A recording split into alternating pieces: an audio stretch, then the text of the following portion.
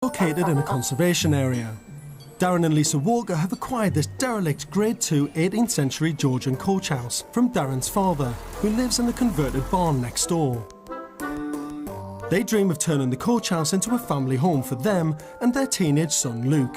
I'm quite familiar with the area and, always used to pass here, and then I kept my horses here for years. We used to come here and pick up congers from the tree, fish in the pond. We originally met right here, wasn't it, when we were sort of 16, 17. Slept once in it one night, yeah. Yeah, couldn't break into the house and I had too much beer, so slept in the stable. It's nice when we got the opportunity to convert it. Dream come true, really. Darren, like his father, is an agricultural contractor. He's had his own company for 20 years, hiring himself and his 15-ton digger to the neighbouring farming community.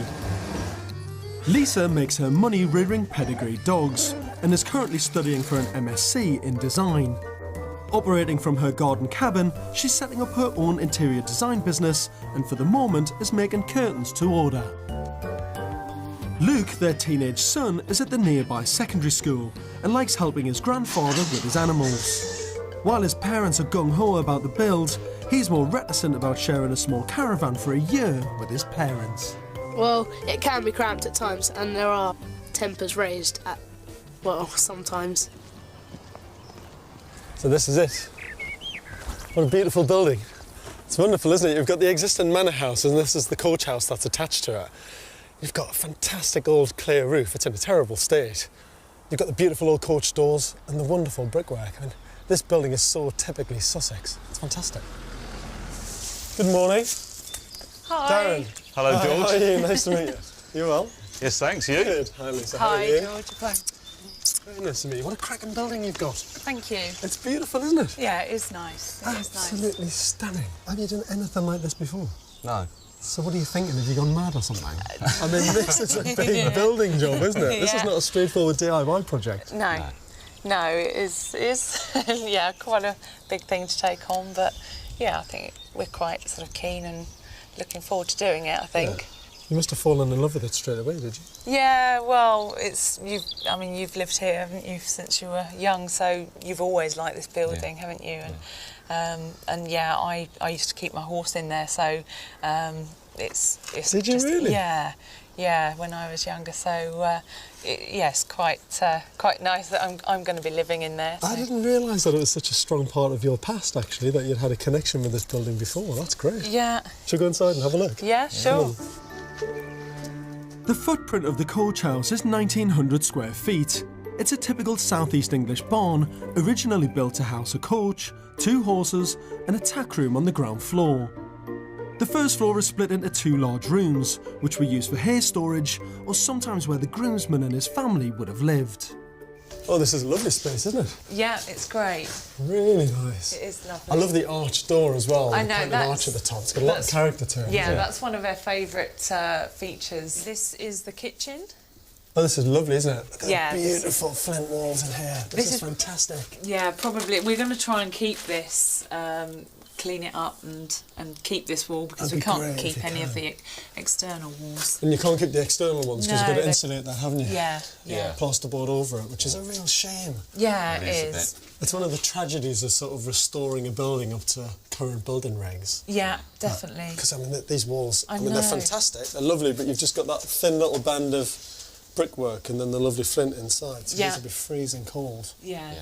So all this will have to be covered up, but this That's one... right, but we want to try can and be a keep feature this one. wall, can't it? Building control and conservation contradict themselves. Yeah. So. Oh, definitely. Yeah. Definitely, and they don't even talk to each other. No, do they not? That's what. No. Building control are like, no, it's got to comply with the regulations and conservation. Because you'll find at times conservation will say, oh no, we want to keep single glazing in your building because that's how it was. The building control will come in and say, no, you can't. It's got to be double glazing to meet the current building regs. Yeah. So it's a conflict all the time. Yeah, that's what we found so far. You've sort of got to get the balance right to get the building that you really want. That keeps building control happy. Keeps everybody. And keeps conservation It's happy. really hard. Agricultural buildings and coach houses were made from whatever material was readily available, and therefore they all have regional and local character.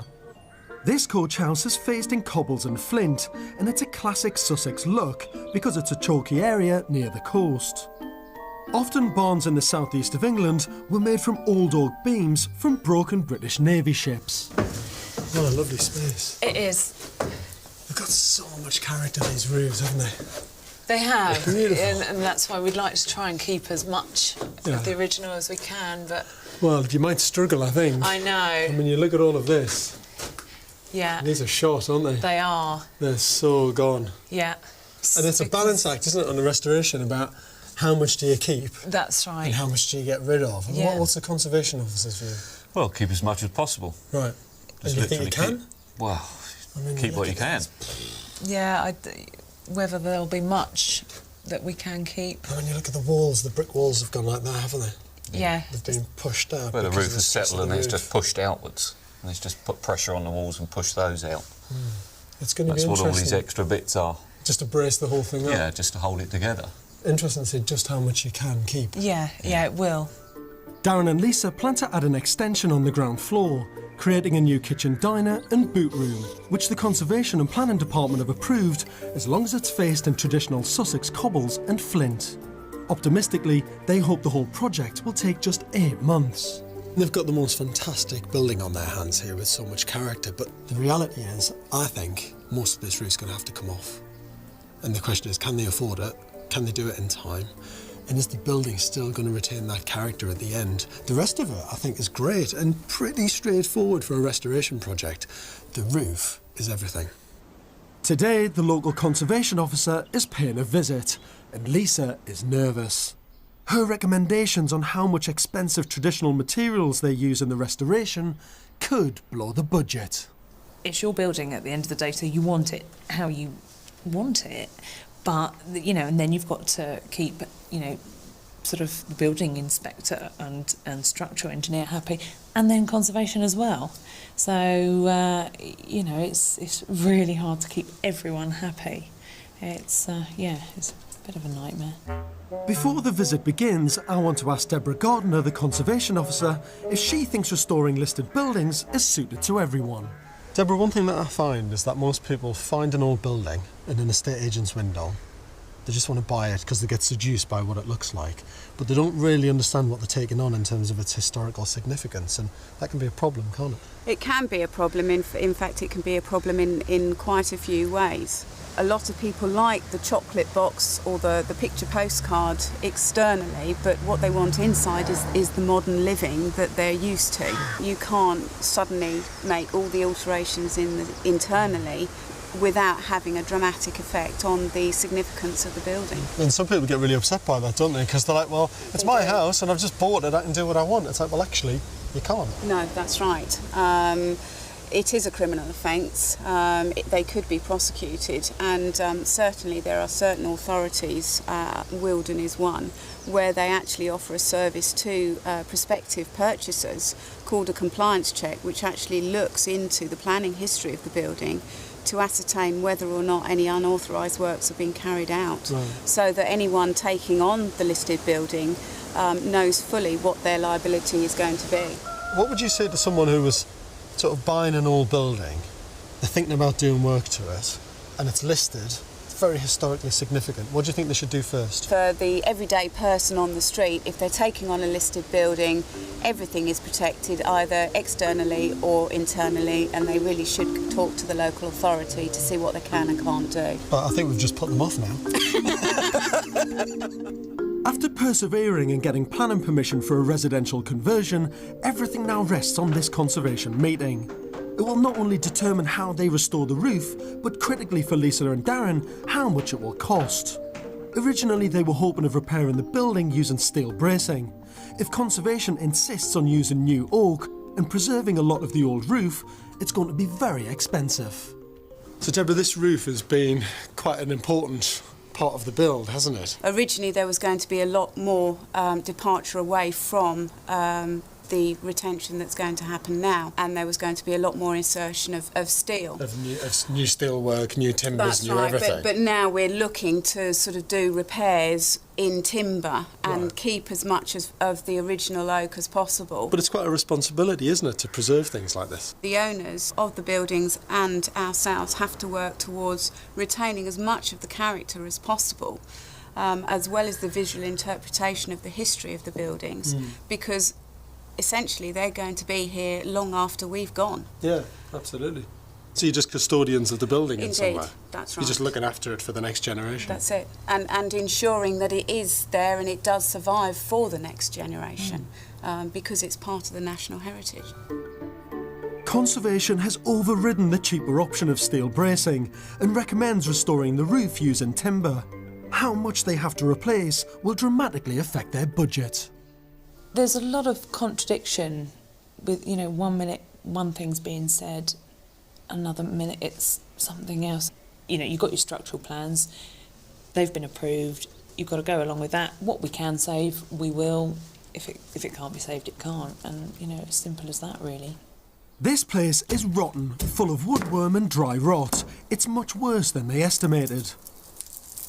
Quotes for a new oak roof of this size could be as high as £70,000, half of their £140,000 budget. This restoration project might only get as far as fixing the roof and making the building sound, with little left for anything else.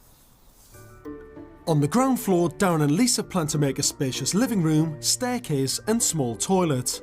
At the north end there'll be a kitchen and utility room that leads onto the new extension of kitchen diner and boot room. Upstairs there'll be a master bedroom with a generous ensuite. Going through the arch there'll be another bathroom and a bedroom for Luke. To save money, Lisa's project managing the build herself. And to make the budget work, Darren and Lisa are going to have to do as much of the work themselves. Rather ambitiously, Lisa's also going to attempt to build her own kitchen. Have you made a kitchen before? No, I haven't. That's quite interesting. It is, yeah. Why the hell do you want to do that? I don't know, but I'm quite, right from the start, I've been quite passionate about sort of making it. I love working with wood. I've got a bit of learning to do and to do all my dovetail joints and all that sort of thing. But what joinery work have you done before? I used to build portable cross-country fences. Okay. So slightly different, but A little bit different. Yeah. That's going to be like a portable cross-country kitchen. Yeah, well, it is more or less. Coach houses were significant, often decorative buildings. Because before the arrival of the train and motor car, horses were the backbone of Western culture. The introduction of the coach in the 16th century proved a major social revolution, however initially only restricted to royal circles. The stables like Henry VIII at Hampton Court, built in 1537, showed extraordinary lavish detailing, like ornate plastered ceilings, to prevent dust falling into the horse's eyes. As coach awnings spread throughout nobility and gentry in Tudor times, so did stable design. Some of my architectural heroes like Wren and later Georgian architects like Nash and Son all built lavish stable blocks. More expensive, larger horses were imported into Britain to pull the coaches, as our ponies just weren't strong enough. And the British began to flash the cash, with fine stables becoming an essential feature of even the smallest country houses. There was often a live-in groom who would protect these prized possessions, and usually a turn-and circle for the horses to turn and pick up their rich party-going owners at the house. Originally, this coach house was connected to the manor house next door, but unfortunately the present owner didn't want to be part of this film. But I've struck gold, finding local resident Colin Huggett, who remembers the coach house in its heyday. How old were you when you were playing around in this building? I was a kid, you know, I was born just here. So, I mean, the first place we played would be here. So, Colin, how would have people been dropped off here when the coaches turned up? Well, they used to come in the little gate outside, and there was a lovely box section circle in the front of the house. And they would have come in, dropped people off. That's right, yeah. Horses would have come off to this side in the car. That's right, yeah. And then they would have gone back round again to pick them up at the end of the later, night. Yeah. I think what we used to laugh about mostly were some of the hats the women wore. Why is that? Well, those were some funny hats, weren't they? And Colin, what about this beautiful pond? Any stories about that?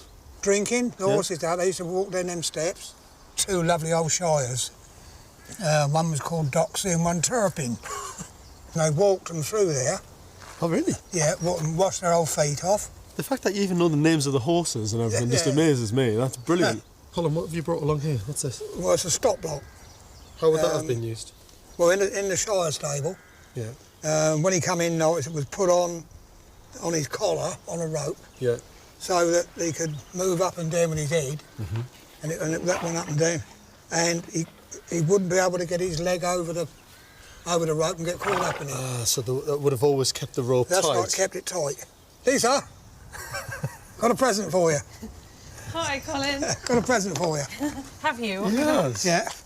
Well, as you're going back in the stables to live, Yeah. I thought perhaps you might like that. Oh, my word. It came from here over 50 years ago. God, that is fantastic. So it was used in the stables. Yeah. So now it might as well come back home. Oh, that is wonderful, Colin. Thank you for that. You're welcome. Absolute legend you are. You're fantastic. I love that. You are. You're a genius. The big headache and major cost of this restoration project is the roof, and great care has been taken to preserve as many of the original tiles as possible. There are unfortunately a few breakages, but we are saving most of them, which is quite important because I think they're about sort of 70p each tile or something. So yeah, you don't want to lose many. The dry summer weather has vanished and the exposed roof is now getting soaked. I think Darren sort of has had some sleepless nights over it, worrying about the wet, but especially because it was so dry in there that, you know, the roof was pretty good. It was quite watertight. It was just the odd patches that everything was so dry up there, and now it's just so wet. And in such miserable damp times, Lisa is missing her creature comforts in the caravan. I'm looking forward to having a bath. I desperately want a bath. I'm sick of showers. You know, Luke's growing. He's getting bigger by the week, and you know, it'd be nice for him as well to have a bit of space. He'll be sort of up his end of the house, you know, he's at one side and we're sort of up the other. At the minute, we're just so on top of each other. Living in a caravan without home comforts isn't the only pitfall of taking on a restoration project like this. Converting listed agricultural buildings into a dream home can be risky if you haven't done it before. I've come to another barn 2 miles away which is derelict, but with planning permission is worth £150,000. So before taking the plunge and spending a small fortune converting it, here are some of the things to look out for. I mean, straight away just walking in, you've got a huge join and crack there. This is the old brickwork, and someone's had to try and repair this side of the wall in concrete block work. This must have split and cracked at one point, and it'll split and crack again. Your biggest worry there is if you have to underpin. If you have to underpin a whole agricultural building this big, it could cost you £15,000.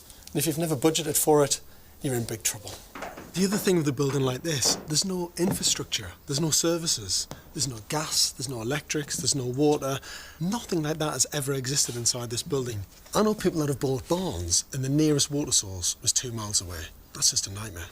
The other big problem you've got is windows.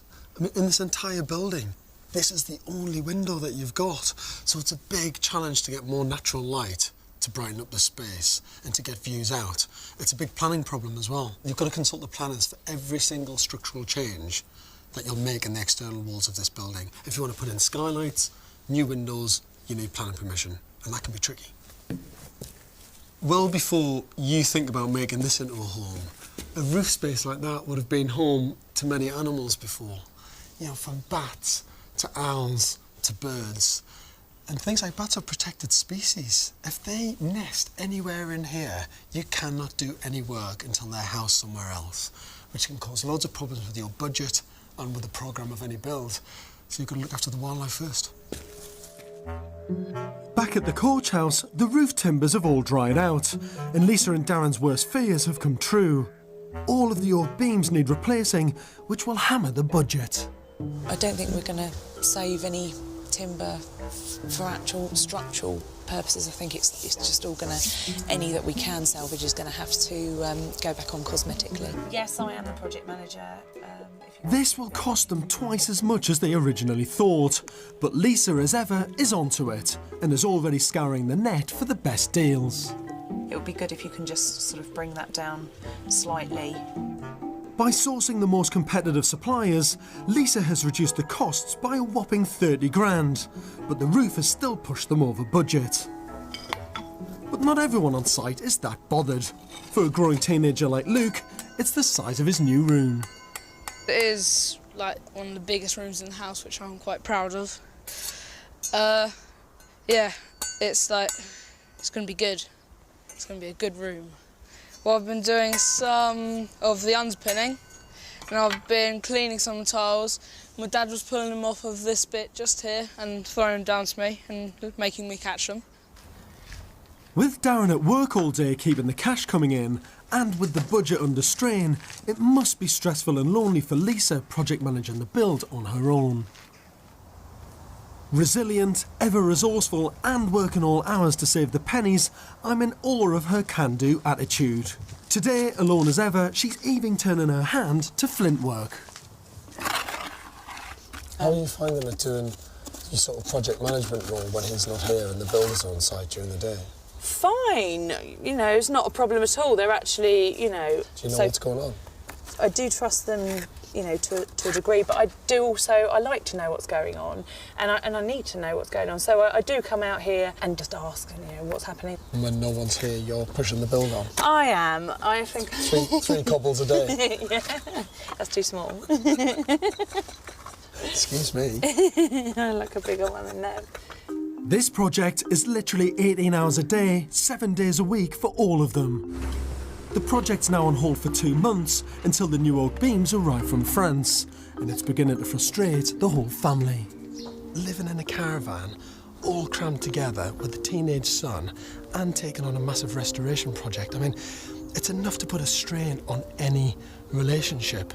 And with Darren being away from the build so much, I think he's always worried about what's actually happening on site. I just hope that Lisa can keep a really tight rein on the budget and that they can get through this together. After 5 months of the project dragging on, there's a new energy in the air with the arrival of the new oak beams. This is what we've been waiting for. But the momentum is also tinged with some anxiety.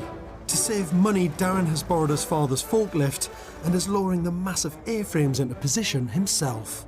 One wrong move at the controls and these beams could smash any of the fragile coach house walls. Put this one up on the other side. I think the ridge beam will go on after that. Run right across the top. This is like probably the most exciting day on the whole build so far.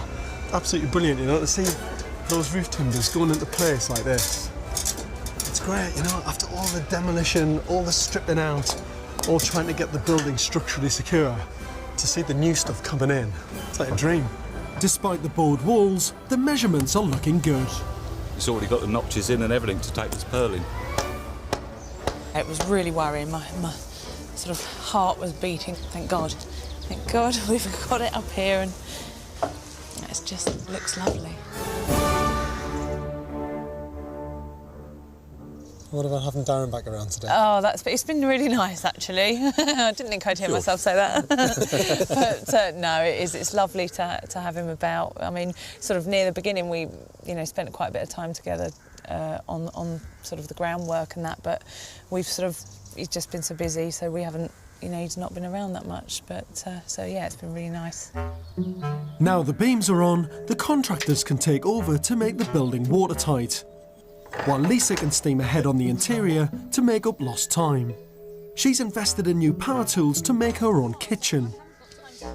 She's never made anything out of wood other than horse-jumping fences, but gung-ho as ever, she's now taken on dovetail joints and precision carpentry. This is a serious bit of kit. That is pretty big, isn't it? Look at that baby. Did you make this? I did. You are joking. No, this is my first piece. Shit. But, I mean, honestly, that is bloody brilliant. Yeah, I've not got my knobs back on it yet because I'm in the middle of painting. So why are you doing this? Well, I mean, the main reason is to save money, you know, to have a bespoke sort of freestanding kitchen made is going to be 15, 17, 20 grand, you know. And we should be able to get the whole kitchen made with the price of the timber for about £1,000. So It's got to be done. £1,000 instead of £17,000. Exactly, yeah, it's done. And it looks great. I think Lisa's brilliant. I think Lisa is absolutely brilliant. I think for her to have produced part of the kitchen like this, she's built these barn doors and she's done all the chippy work, but to be brave enough to take a kitchen on like this is fantastic. It's a first time for her, which is amazing. The roof is finally watertight and battens are on, but even though they saved most of the original roof tiles, they're still shy of about £3,500, which they'll have to source from a local salvage yard. Inside, the stud walls are up, but 1 year into the project, Lisa is understandably looking exhausted. Darren is out working every day earning the cash, but also grafting when he gets home in the evenings and at weekends. It's a bit knackering at the minute, but you know, it's just day and night, and I think that's how it's going to be now for, well, until we've pretty much finished. The downstairs still almost looks like a building site, really, but upstairs is starting to look a little bit like a home. It's just trying to keep everything moving so that nothing's at a standstill. It won't be long before I'm sort of starting to make curtains, and, you know, it's all stuff that I'm obviously doing, so, you know, it's going to be kitchen in the daytime, bit of painting, and then curtains in the evening, I think, or, you know, and whatever else, and then still keep it sort of all happening and all moving.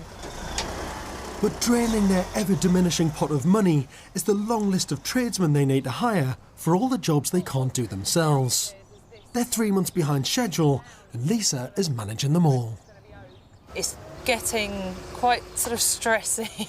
You know, before there was just the roofers in, but now you've got the chippies, you've got the builders, and then there's the electrician, and there's just so many people, you know, so of course it's just absolutely mad at the minute with just keeping on top of everything. I'm getting exhausted now, that's the only thing. I can tell I'm a lot sort of more short-tempered than everyone's just sort of avoiding me, I think. Luke has also been grafting hard, and the stresses of living in a tiny caravan are beginning to tell. Sure, that's what tempers are like in that tiny box. Glad definitely to see the back of this place, because it's so cramped. It can get quite stressful, well, very actually, and I say especially now, now we've been in here for a long time. I feel more sorry for Luke than anything, really, because you've just got no privacy, you know, you can hear everything in every room, and I say Luke's this great big long thing that sort of sprawls out, and he's always in the way and getting sort of sworn at, and, you know, it is hard at times, you know, a young teenager sort of needs, but you just don't get at all in here. I wouldn't do this again. Being members of a small rural community means Lisa and Darren have to put on a brave face despite all their stresses. And as if they didn't have enough pressure on, they've now got to entertain 50 local people as the local hunt is meeting at the family farm.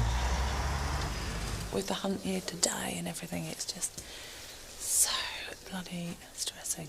Straight. Before everyone arrives, Darren is busy putting up a sign announcing their new family home. Putting the nameplate on the building.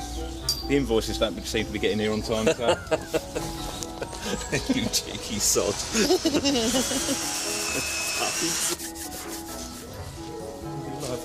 Is that where we definitely want it? The screw. I don't know, where are they? Oh. Is that them?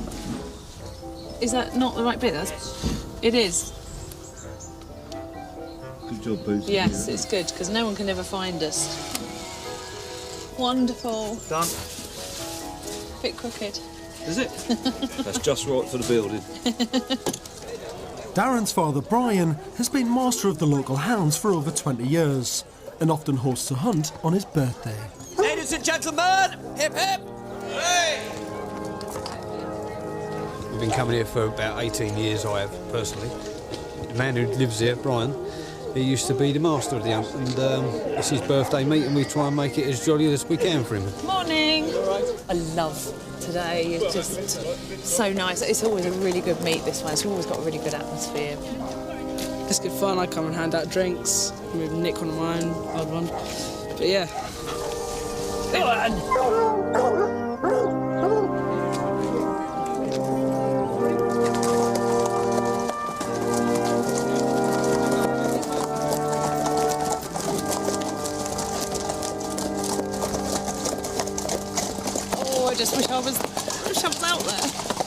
I'll have to get another horse. Bedroom. Although Luke likes helping out at the hunt, the most exciting thing in this 15-year-old's world right now is the size of his new room. It's quite a nice room. There's lots of light. I might have my bed here, double bed, and then computer over there somewhere. And yeah, there's not much else I can put in my room, but that's good enough for me. It's about 10 times bigger than what I've got at the minute, so I'll just be glad to get in here. It'll just be so much nicer because I've got more light, more space, so I can put more stuff in here. You can clean these for me, Luke. I think it's great that Luke has been so actively involved in this restoration project, because as a future custodian of the building, he will appreciate it all the more. No one wants to see these dovecots, wagon sheds and hop kilns become derelict and disappear, as we can't stand to lose a vital part of our countryside's history. 10% of all the UK's agricultural listed buildings are in a severe state and make up the biggest category on the Buildings at Risk register. Planning and conservation restrictions were not always so stringent in the past, and often conversions have not always been sympathetic. I think this tussle between encouraging people to restore buildings and not just letting them fall down illustrates the difficulties and conundrum of restoration today. What's really interesting with barn conversions is that through the 70s and 80s, the lack of planning control and much lower building regulations meant that people just did anything they wanted. And then you got conversions which had kind of UPVC windows, crazy paving, terrible tiles on the roof, and a lot of beautiful old barns were ruined. Now that the planning constraints have become more stringent, now that the building regulations are, if you like, more onerous and have raised the standards of building in Britain, it means that the standards of barn conversions have improved as well. There's some beautiful buildings around. It means today that these agricultural gems that could be lost forever can be restored with integrity and converted into fabulous living spaces. Darren and Lisa hoped they would be in for Christmas, but the roof set them back. Now it's February and it's all about the fixtures and fittings. This all looks really good. We've got all the windows in. The outside looks excellent. The extension's up now with all the flint work. And the roof looks brilliant as well. It's coming on really well. See if it's the same inside. Morning. How are you? Oh, Hard mine's at not work. which way I know, you're it's going. like stumbling over everything. Haven't seen you for ages, you all right? Yeah, fine, thank you. Darren, hard at work today, mate. Always. How you doing? You're all right, good All to see right. you. Well, the roof looks like it's been there for 100 years. It looks beautiful. Yeah, we're really pleased with that, aren't we? We have a lot of comments about that, how good that looks. It's not like a brand new roof, so... Well, thank God you were right in the end after all that hassle with conservation. I You know. remember what you should keep, what you shouldn't keep, how all that was going to work. You Yeah. go up there and you think, it's beautiful. Yeah, yeah. Absolutely perfect. Yeah. Should we go for a wander around? Yeah, Go on. sure. And how's your kitchen coming on, Lisa? It's getting there, actually. I've got a couple of pieces made, or almost finished. And what's life been like in the caravan for you? Honestly, has there been any points where you've been out your depth, though, where you've just thought, why the hell Just am I doing this? maybe like for a day. Well, every day. Yeah, it's like Groundhog Day. Every day the stress comes out. And what about their budget? How are all the pennies gone, if you don't mind me asking? Not Has it too been a bad. struggle? Yeah. Yeah, definitely. Yeah. But Have you had to go back to the bank yet? Have you ran out at any point, or has it been all right? no, well, we sort of knew, you know, we sort of kept budgeting, and we sort of know what we've got, and we're just trying to keep within that. But you know, it is now that it's getting really hard to keep that, you know, because there's just so many things that you don't think of. I mean, your priority seems to have been to have kept the quality of what you wanted, kind of irrespective of budget. Is that right? Is that fair to say? Well, just as much as we can afford. Yeah, no, As good a quality as we can afford. Yeah, really. so you've just been going, well, that's the material we want. Yeah. It might be within our budget. Yeah. Let's do it and see what happens. Yeah. It is a bit suck it and see. Yeah.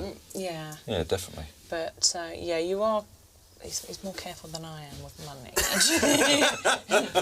Isn't that always the way? some things I go and choose, and he sees the price of it, and it's like, no, I'm sure you can do better than that. So, well, I've had to sort of rethink. But what are the chances of you running out of cash? Are you going to have enough money in the pot, do you think? I think it's going to be really tight, but I'm just going to make sure that we sort of do it. It's going to, you know, we're just going to have to, if it comes to this point where we're nearly running out, we're just going to have to sort of, you know, put everything in a bit tighter and just be a bit more careful.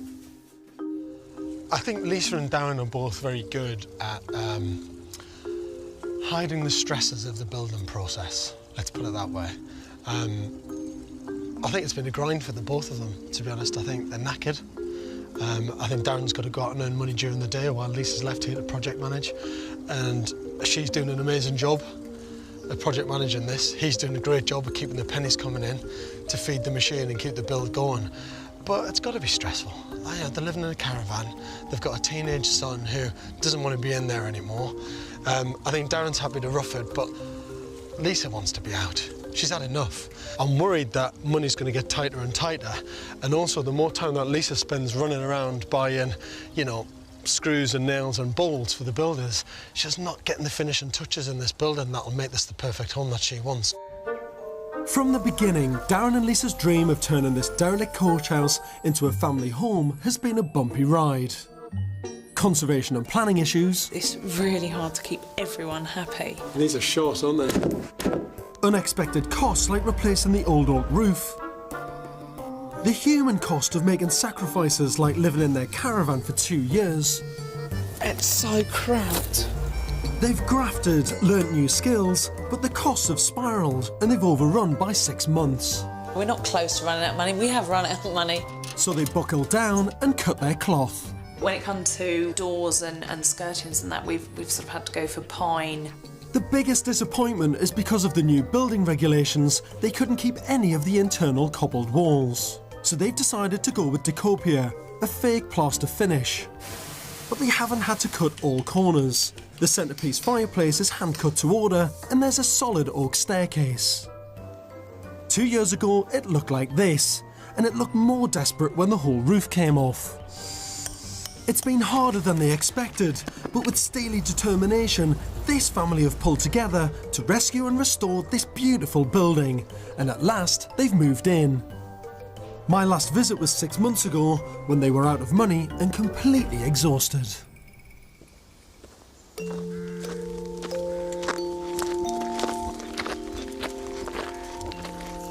Wow.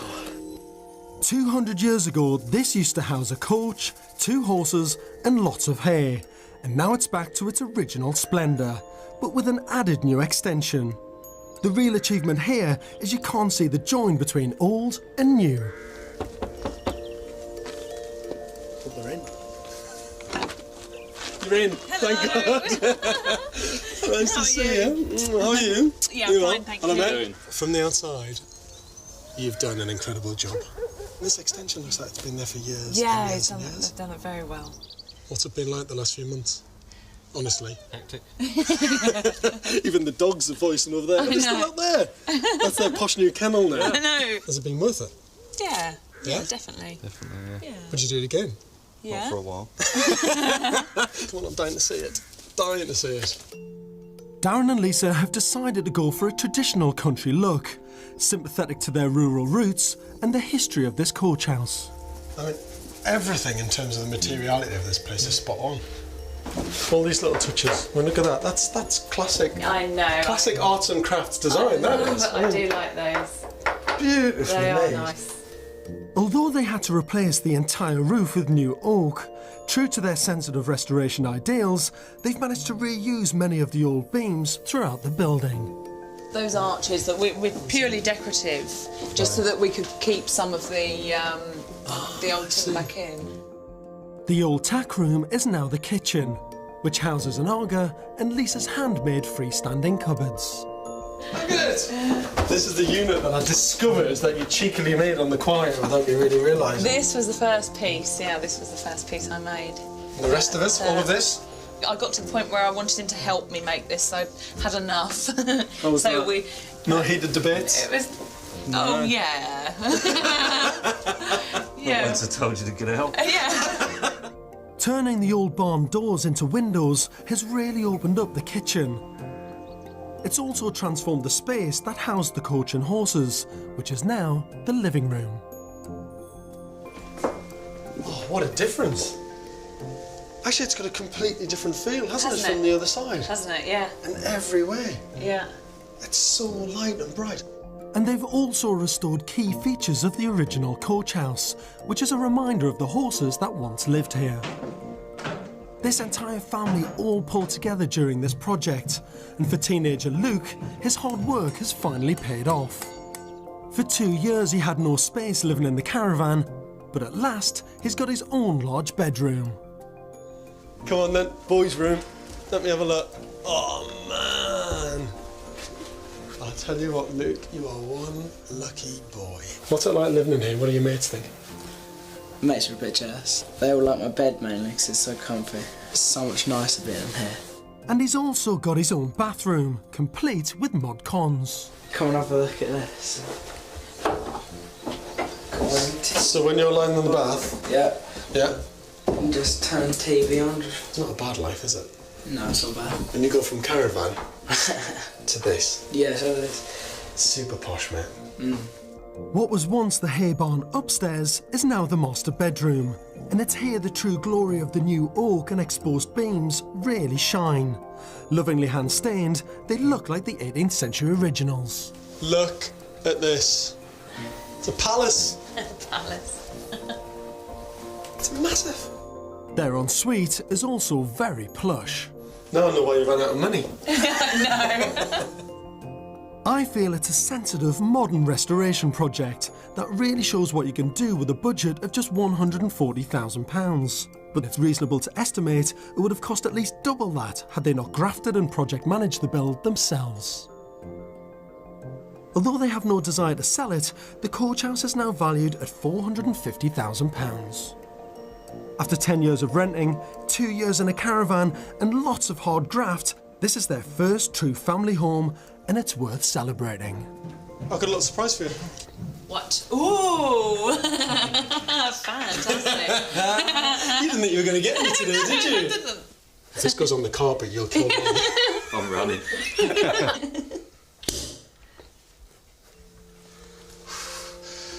I've never been so scared about opening a bottle of champagne in my life. Being so busy, I feel they missed out on uncovering the wider historical context of this building.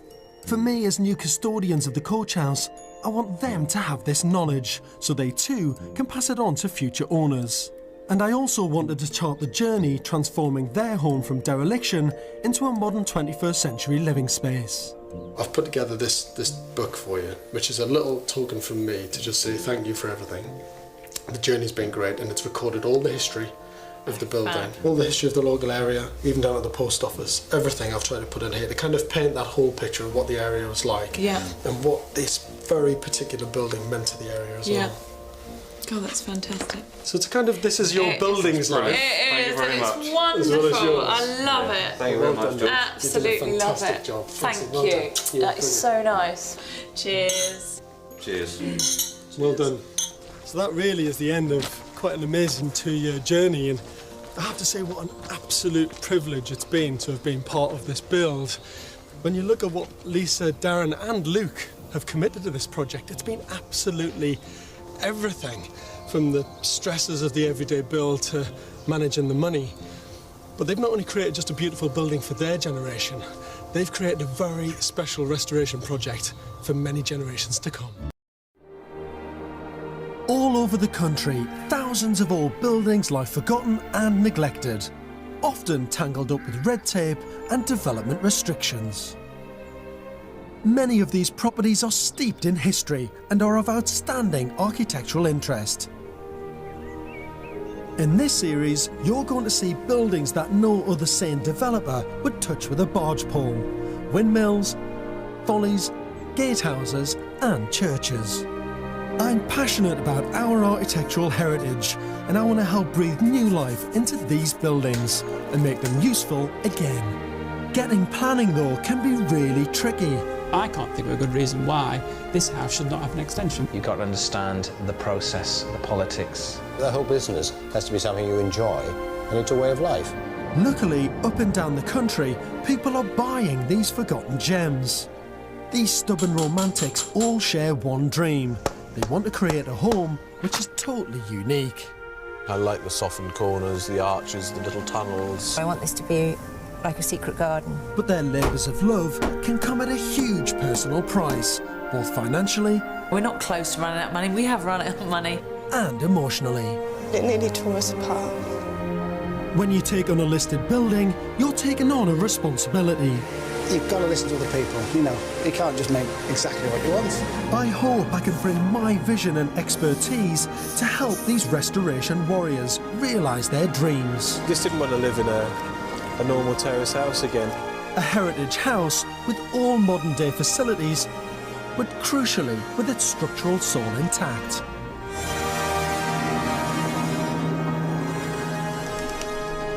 Celebrating the past, yes, but inventing a new future for these architectural treasures in the 21st century.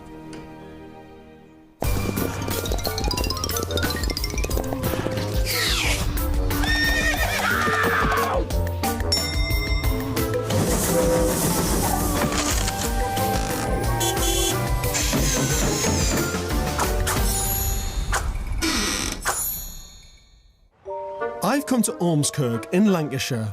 Mark Horton and his wife Sheena have bought this 18th century Grade 2 star listed Gothic Revival folly for £290,000 and dream of converting it into a large family home. I first saw it about 18 months ago. With its Gothic arches, you could just see bits from behind the green vine. It just looked really sort of like an old spooky castle thing. She came down to see it with me and she fell for it straight away. It was a pile of bricks, Yeah. quite literally. And can't really see how it can be a house. Doesn't have a roof. It's a listed building and it's fallen to bits, so it's in the middle of a field. There's no road to it, there's no water, there's no electricity, no gas. I think he can finally build us a home where we may be able to unpack our stuff yeah, and settle in for once. Mark is 46 and has owned his own successful building company for over 15 years. They specialise in hospital refurbishment and office and residential interiors. Sheena is a housewife and looks after their 3 daughters. Danielle, 21, who's just finished university, Liberty, who's 15 doing her GCSEs, 5-year-old Ruby, and their 2 dogs, Alfie and Tilly. Having sold their last home, they rent this house in Southport. Where I can, I'm going to help, advise and support them on this restoration journey. This location for me is just so beautiful. I mean, it's a bit of a grey, miserable English summer day, which is a shame, but the landscape is so typically English. You've got these stunning cornfields. You've actually got a railway line just running over the back there in the distance. The little church over there. It's absolutely beautiful. But what's bizarre is as we're approaching this building, there's no road. There's no track. There's nothing. So I'm having to walk through the cornfields to get there. That's fantastic. Absolutely stunning.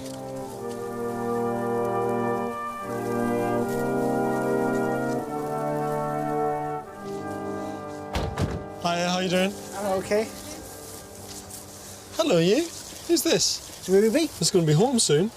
One day. Well, maybe not soon, I shouldn't say Yeah, that, should maybe I? not too I shouldn't put soon. the pressure on too much, mate. Yeah, next week. Yeah, next year. What did you think when you found out that he bought it? Did he tell you? Mark tells me when he's bought it. Right, afterwards. Afterwards. Like the year the 2 of them went to Spain. Most people go to Spain and bring either a postcard back. Mark comes back to tell me we've got a house. Right, okay. And it sounds like you've always been a bit dubious about his other projects, but this one... It's good, yeah. It's good. I love it. I am, yeah, but it's going to be exciting to watch each step. And I know Mark's always wanted to build his own house to live in. Even though he's always done sort of restoration work, nothing to this extent. So in a way, this is his dream. I think that's what's making it exciting. Oh, that's great. Yeah, that he's going to actually build something that we're going to live in. I'll make him an offer when he's finished it. Yeah. No, I'm joking. I'm joking. Yeah, no, don't, because knowing Mark, he'll move us on to the next project. We never know where we're going to be. Odd, eccentric buildings like this one are a particular British phenomena and are called follies for good reason. In the 18th and 19th centuries, anyone who was anyone built a folly, and there are still about 1,500 of them in the UK, mostly on country estates. Aristocratic sons would trot off around Europe on the Grand Tour, a sort of posh gap year. On their return, they wanted to celebrate their adventure. Not for them a few photos and an update on Facebook, no. Instead, they flashed the cash and built an architectural statement for all to admire in the classical Greek or Roman style. Our folly was allegedly built in the 1750s by a relative of the 10th Earl of Derby, the family famous for the Epsom horse race, and the 14th Earl of Derby, who served as Prime Minister 3 times. It was built in a Gothic revival fashion, a reaction against the classical architecture of the Renaissance, considered a bit too pagan for their liking. The Gothic style seemed to fit better with the Protestant conservative values of Victorian Britain, although we all know those Victorians were right old goers behind their closed doors. The most famous Gothic revival building is the Houses of Parliament in London. You've got yourself a cracking building here. It's all right, it's a bit of a nightmare. Is it? Yeah, there's a lot to do to it. Yeah, it looks like it, but it's beautiful, man. You're in the most fantastic setting as well. Yeah. How did you come across it? I was having a bacon butty and I saw it in a free paper. You're joking? Nah. So I've just got a feeling that it's going to be where I'm going to finish my days off, you know. I'm not going to do another one. It might finish you off, mate. That's the worrying thing. I'm going to be in the foundations, either me or the wife, one of us. It's one of the things, isn't it? You see a building like this, all nice and idyllic in the countryside, and people fall in love with it, but you don't realise there's no infrastructure there, there's no services, there's nothing. You're mad, aren't you? Yeah, probably. The building footprint is 900 square feet. While the exterior is of historical interest and is Grade 2 star listed, archaeological plans show the inside of the building has been continually changed. In the 19th century, it was converted into residential use and was divided into 4 rooms upstairs and 4 rooms downstairs. With the building in danger of collapsing, Mark has planning permission to keep and restore the exterior, but can completely redevelop the interior. That wall's going to be gone. Yeah. Walk up the stairs, you turn back on yourself, and then directly here there's going to be a little oak library, and then this will be open right the way up to the roof space with skylights in. And how many bedrooms? Just 1 bedroom, that's going to be. Just 1? Just 1 bedroom. So what, are you doing an extension or something? A little bit of a one on the back. A little one? Yeah, and everything, the kids are going out there, so that'll be very modern, and this will be quite traditional in this bit. Mark plans to strip the original layout of small rooms into a 1-bedroom house for him and his wife. The bedroom will occupy all the first floor, and downstairs there'll be a living room and double-height dining area by the staircase. Outside, existing foundations show originally there was a cobbled courtyard and farm buildings around an L-shaped wall. Mark plans to use these foundations to create a new fully enclosed courtyard by adding an additional wall. This courtyard extension is massive, 3,500 square feet, housing 3 big bedrooms for each of his daughters, a kitchen diner, a utility and a games room that all look onto a central fountain. So it's an impressive modern extension attached to the folly at the back. I think this is brilliant. I absolutely love it. And I think he's great as well. I think he's got loads of energy, loads of enthusiasm and a lot of passion for the building, which counts for everything. The thing that I'm just intrigued about is what the new extension's going to look like though, because it's massive. I mean, 17 metres out from the back of the old building is a huge extension to doing something like this, and I'm not quite clear in my mind what it's just going to look like, but hopefully it'll be brilliant. Derelict since the 1940s and in the middle of a cornfield on a rambling estate, it has no utilities, no water, no access road, and the surrounding farmland is boggy. Hi, Mark. Hi, George. How you doing, mate? You all right? I'm all right, yeah. How's it going? OK. Good. Great. You going to give us a day's work? Do you pay well? No. Right, I'm going, sod it. What do you want to do, mate? Anything. What do you want to do? It's a bit of grafting for you. Yeah, come on. Bit of stone in the barrow. Yeah, you give us a little dodgy one. I was saying the bad workman always blames his tools and you give me that. I got that with some toffee. Huh? I got that with some toffee. Where do you want it? Just round there by the back door. More in there, actually. Being a building contractor, Mark has the confidence to dive straight in, and with his own team of builders, including his younger brother, has started stripping the Folly's interior. But even as they start to lay the foundations, the problems of a remote site like this are beginning to surface. All around here, the land's really flat, and the natural water table, which is the amount of groundwater, is so high. So if you dig a hole just a foot down, you hit water. And that's a tricky thing when you're building here. So as soon as you put a trench in, all the water's coming back up. And you don't want water in there when there's that much concrete. So just 2 weeks into the project, Even an experienced builder like Mark is finding that restoration can be challenging. This is a totally different game to refurbishing hospitals and new builds. And stop the footing! Stop it back here! It's a funny thing, because when people get seduced by old buildings, they see them and go, oh, that's beautiful, I'll buy it. But what they don't realise is if you haven't got a decent road, you haven't got electricity, you haven't got power, you haven't got all those things, it's a nightmare. And it adds thousands of pounds to the build and means that it's much more harder work. So the sooner that Mark can get the road in, the better. The build can move on much quicker. They can get materials delivered, they can get mixers here, they can get cement guys here, everything, and work much faster. At the minute, it's, you know, it's semi-medieval. It's quite like it, actually. Mark is totally unfazed by the huge building logistics of this project. With all his finance in place, he's planning to drill a £6,000 borehole to find spring water and install 280 metres of armoured cabling to get electricity to the site. He's also going to put in a large reed bed soakaway for drainage. But conservation is a totally new area for him. So I'm wondering how he's dealing with all the special planning permissions necessary with restoring a Grade 2 star listed building like this, particularly if you want to add a modern extension. And what about the conservation people? OK, the local office has been good. I mean, any conservation officer wants it to the letter, but he has given us a bit of leeway. Conservation officers have different opinions for different buildings in different areas. Because some of them quite easily could have come along to you and said, you know what, we want the extension to be traditional, we want you to match the brick, even maybe pick up on some of the brick detailing, you know, the sawtooth detailing across the top. We want you to look like an exact replica that it's been there for the last 300 years. Well, that's what I wanted to do, but they don't want us to do that. They want us to give it a modern twist at the back.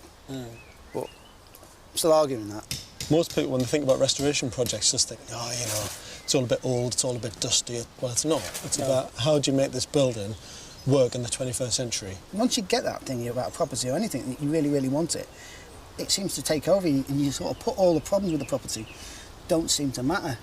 And you don't, and then you suddenly wake up one day and you think, I've got to fix all that. Unlikely as it may sound, in the 18th century, Ormskirk had pretensions to rival the likes of Harrogate and Bath.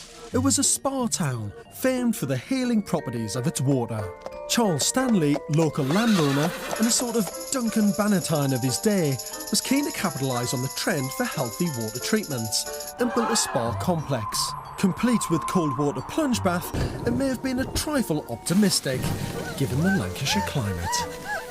The name may suggest otherwise, but it's actually debatable whether Bath Lodge was associated with the spa complex at all. The local records from the Crosshall estate have sadly gone missing, and nobody can now agree on the exact history of this building.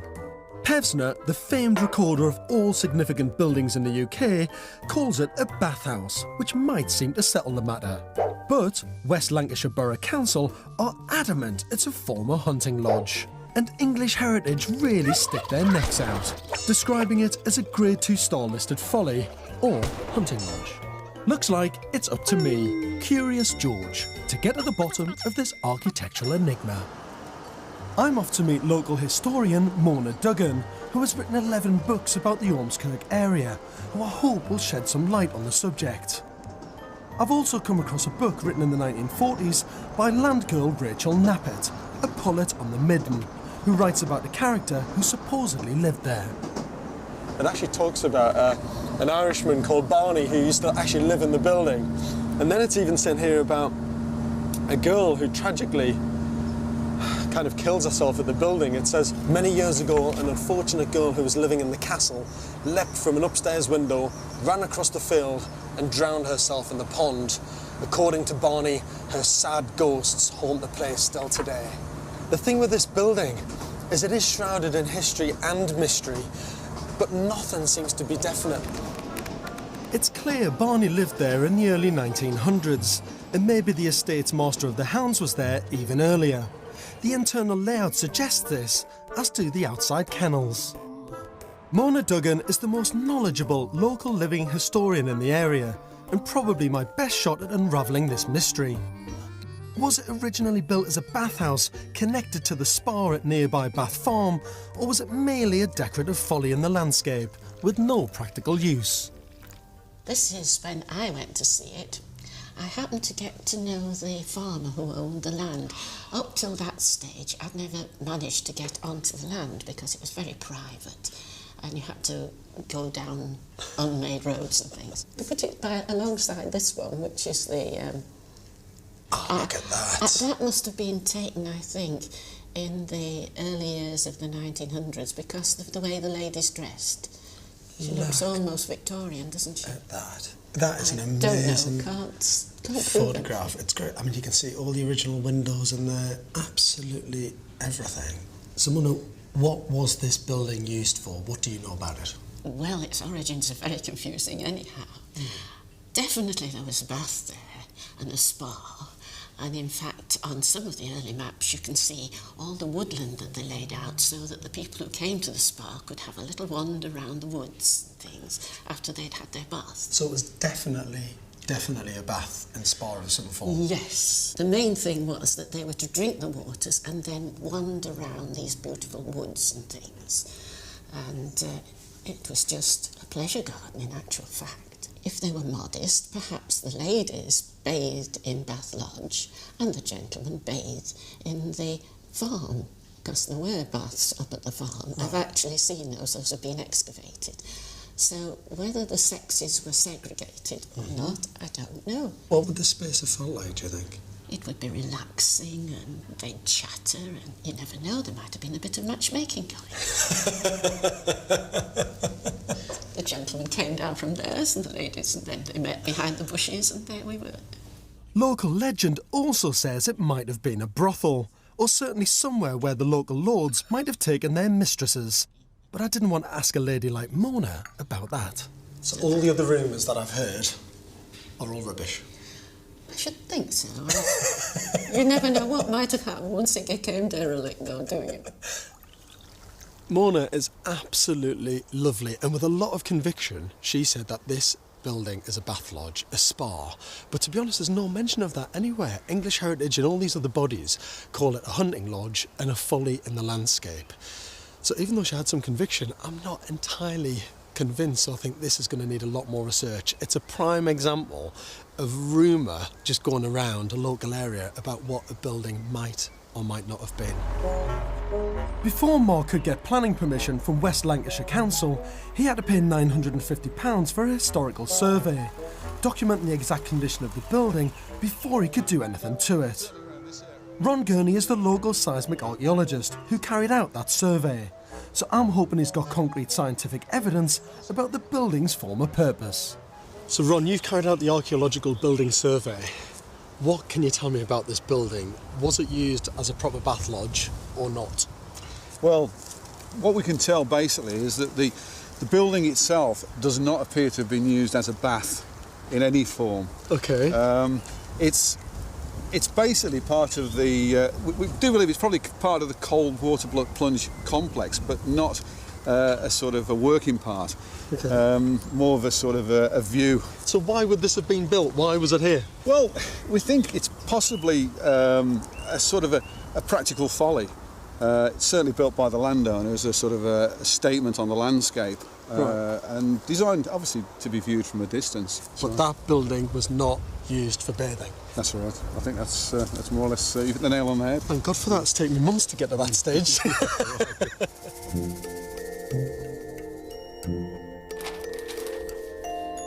So it seems at last that all of the detective work for the history of this building is over. And I think everyone was right, from English Heritage to local historians to Pevsner, because this building has had so many different uses in its lifetime. Originally, it was built in the 1700s as a decorative folly to be admired from afar. It never had a plunge pool, but was loosely connected to the health spa at nearby Bath Farm, if only as a rendezvous for amorous liaisons, hence the label Bath Lodge. In the 19th century, it became a hunting lodge, when it was converted for practical use as a home for the gamekeeper. After World War II, it was left to rot, until its current custodian Mark came along.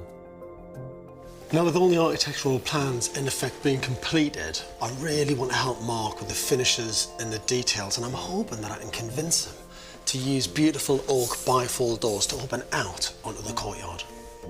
Courtyards are my favourite type of building and have been around since at least 3000 BC. The earliest civilisations in China, the Middle East and North Africa all had them. Some of my architectural heroes today are famed for using them. Japanese architect Tado Ando's Azuma House and Kashino House are all about being in touch with the elements within your home. And Charles Correa's Coromangala House in South India is considered one of the most influential houses of the 20th century. Well, the Bath Lodge is still a little way off that. 2 months into the build, personal troubles have struck the family. Mark's wife has taken ill and is in hospital. It couldn't have come at a worse time, as the financial pressures are mounting too. The bank is pulling the loan.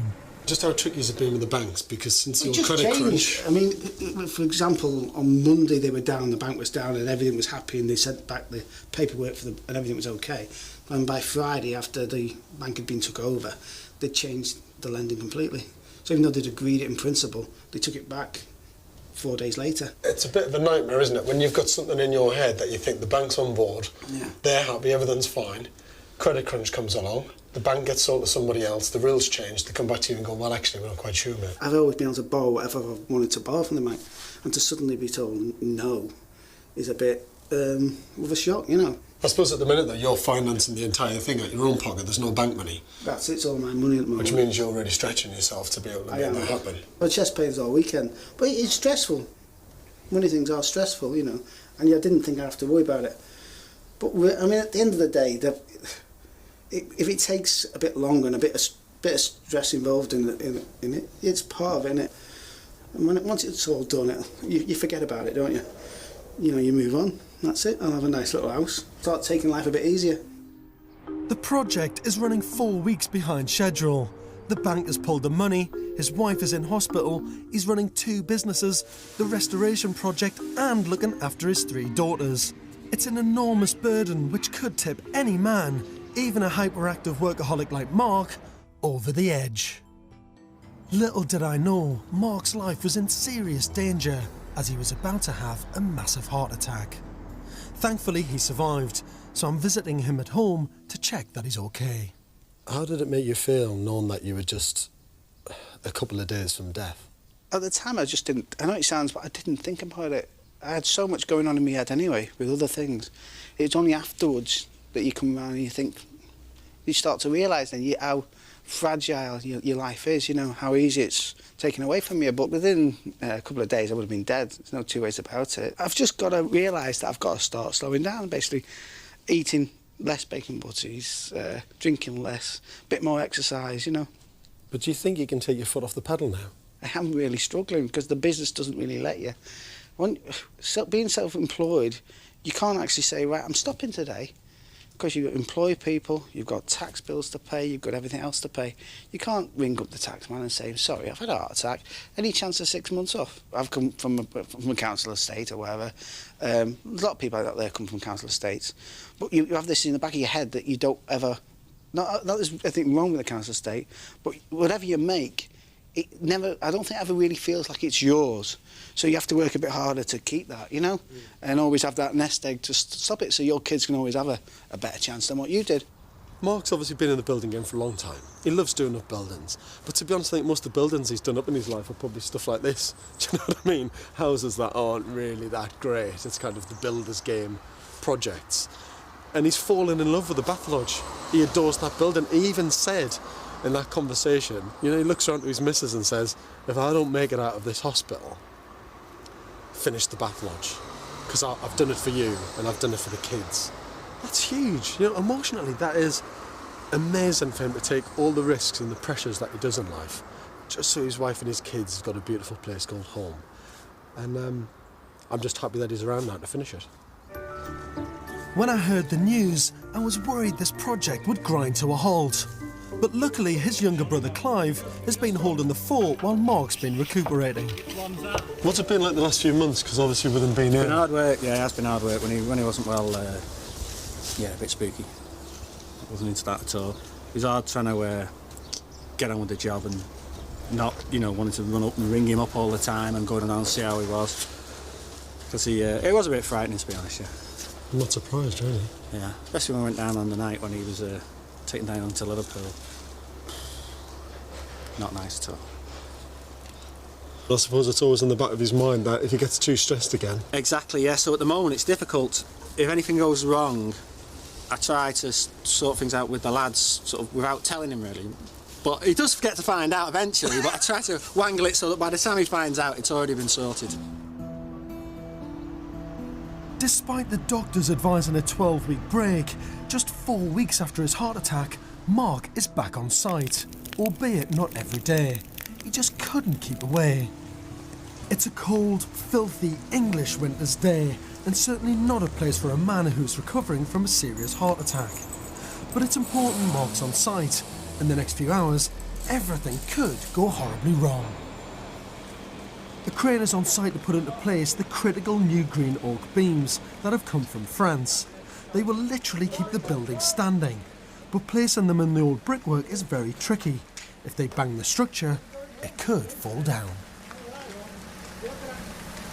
Inside, what we've had to do is build a complete new concrete block structure. It's like another house within the house to support the whole of the outer skin because it's in such a bad way. That's all tied in now with anchor bolts. And that should keep most of the building together as a structure. That's why we've had to come up from the inside, and now we're taking the roof off because there's something there to hold the two gables up. I was surprised no one from the Conservation Office or the Council was here for such a crucial day of the project. Not seen any planners, I've not seen anything from the Council. They've all left me alone, so they've all, you know, to be quite true, I think they're quite brave to give us a chance of, because most councils still have that stupid mentality of a grade 2 listed building that's got to be done in a certain way. Also what's happening is these grade 2 listed buildings all over the country just falling to bits. So this council have been brave with this one, but they've been trying to sell this building for about 35 years. Nobody's bought it. So the fact I've bought it now, and we are saving it, you know, it will be a house, and it will last, you know, another 300 years. While Mark's passion and can-do attitude is admirable, I'm really worried that pushing again so hard so quickly might just give him another heart attack. And next time, he might not be so lucky. Mark, how are you, mate? How do you, mate? Good to see you. How's it going? All right. You well? Yeah, planning on. It's going really good.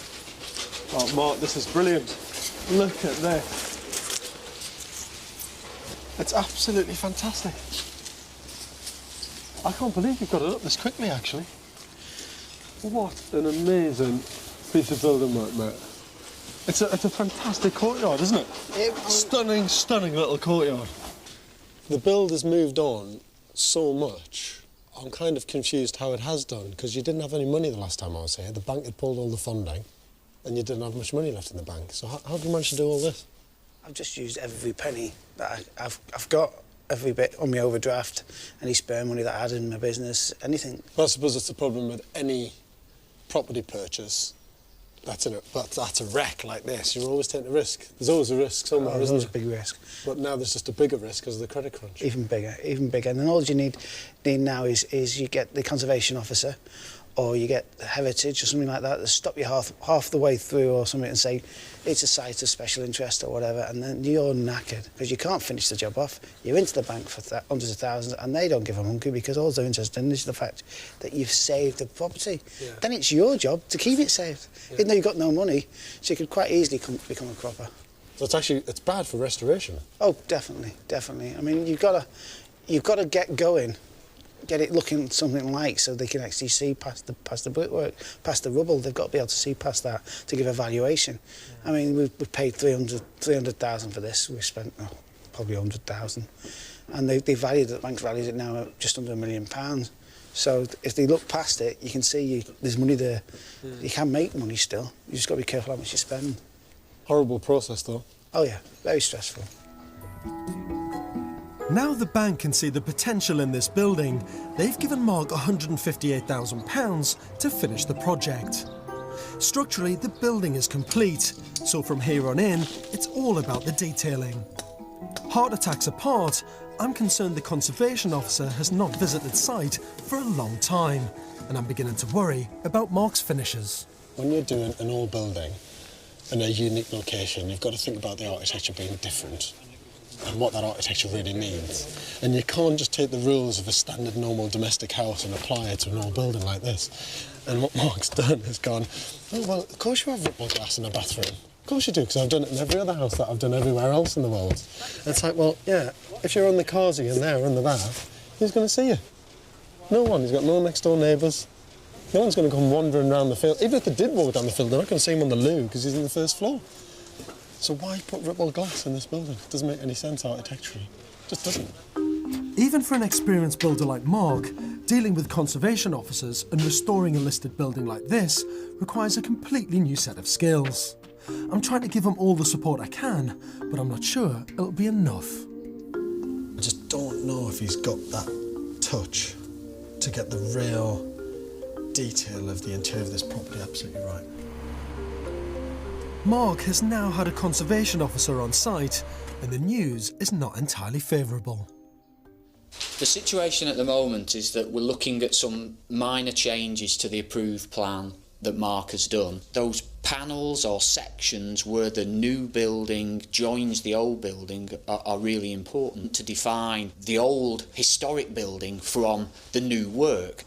Mark has used old bricks with the new extension at the front and wants a seamless join. Conservation want a clear distinction between the old folly and the new building with a modern glass panel. The worst scenario is that it's going to cost about 25 grand. When it's a conservation officer, what he says tends to go, unless you want to fight him.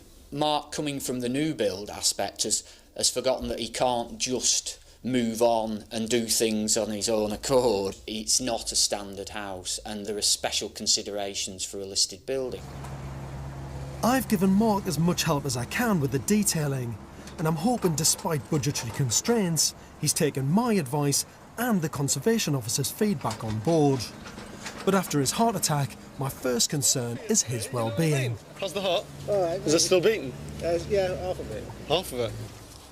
This looks bloody brilliant. See the skylights in there now.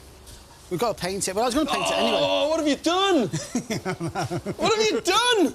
It's plastic in it. Bloody plastic! I hate it. All the lovely quality materials you've used on this. You're all singing, all dancing, glass skylight, you're doing it in white plastic. Yeah. It's budget. You don't want to overspend now. I'm trying to keep it on budget because we've gone quite a bit over, you know. I know Mark has spent £200,000 more than he anticipated, and I don't want to add to the stress, but I feel that he might be bottling it and will fall at the last hurdle. So that's just one big glass skylight across there? Yeah, but what's the framing on it? It's oak underneath and then plastic on the top. You don't see it, it's flat. You do from your upstairs window. You're going to look out and see white plastic sections on top. Why don't you do it in aluminium? A lead capping. Broke, exhausted and struggling with his health, I understand that he just wants to finish it. But I'm going to try and persuade him to rethink the skylight between the old folly and the new build, because I know the conservation officer will definitely not like any more PVC white plastic. I fear small savings at the end are risking the architectural soul of the building. As the bank has valued the property at £1 million, compromising now is a false economy. All right, Mark, we're going to have to come up with a detail for how this glass is going to work, because we've got, obviously, the line of the old building, the new blockwork that you've put up there, and then we've got the new roof edge, if you like, where all this timber is. And I just love it when you stand here, you look straight up, and the glass is going to be there.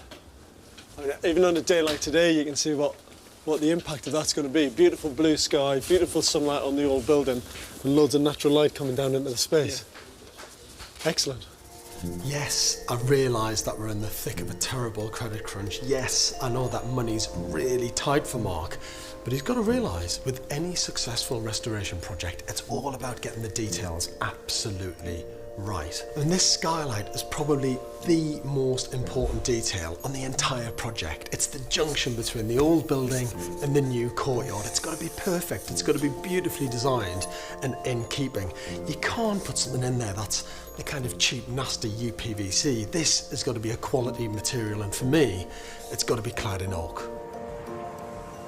The good news is Sheena is out of hospital and back on site supporting Mark. Yeah, so we should be doing curtains, that sort of stuff. I'm chief curtain maker, I think. Yeah. I've never done it before, so I'm not sure what they'll look like.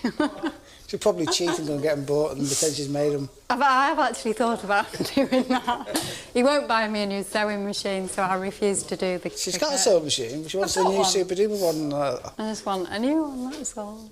So... Now I'm going to be doing all the soft furnishings, aren't I? Yeah. I think when I was away I felt sort of out of it, but now I'm back I feel really keen. I want to have a lot of say in things. I do feel part of it now. It's good to have her back, you know, because it is such a lot to do. While the furnishings and fittings are all important, the pressing issue is the visit from the conservation officer to discuss the joining of the old bath lodge to the new extension. The conservation officer wants some costly changes, which cash-strapped Mark is trying to resist. Well, that looks a lot better, doesn't it? To keep the peace, Mark agreed to install a glass panel at the side, but the real expense and bone of contention is at the front. He's used old bricks and wants a seamless join.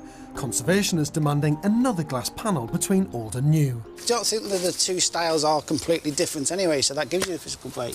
The way that the extension's been designed is to provide a sort of modern ancillary extension to the principal building. We need to follow that through to create that break between the new and old. I don't treat you any differently than I would treat any other owner of a listed building. I make everybody jump through the hoops, unfortunately.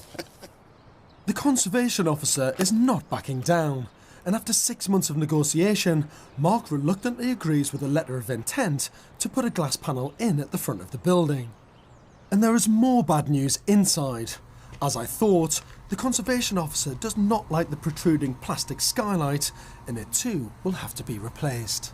Clearly, when you come down the drive and in the landscape, you suddenly see the little plastic roof sticking up. It was all about a budget and me thinking this is the cheapest way of doing it, and it doesn't work. This is the one George did. As you can see, he put less of an angle on, and this one works. And I'm not having to take this one off like the one I've done. This works because, again, it's this idea of the glazing. It's hidden, for one, but also it's that idea that the glazing provides that link, that light touch between the new extension and the old building. What Mark needs to understand is that he's not really the owner of this building. He's just a custodian for future generations. What matters here is not what he wants, but what is best for the building. It's been a costly exercise, but Mark's finally learned his lesson. Not everybody gets everything right. Doesn't matter how clever you are, or how clever you think you are, how smart you think you are, whatever. You've got to listen to other people, you know. You can't just make exactly what you want.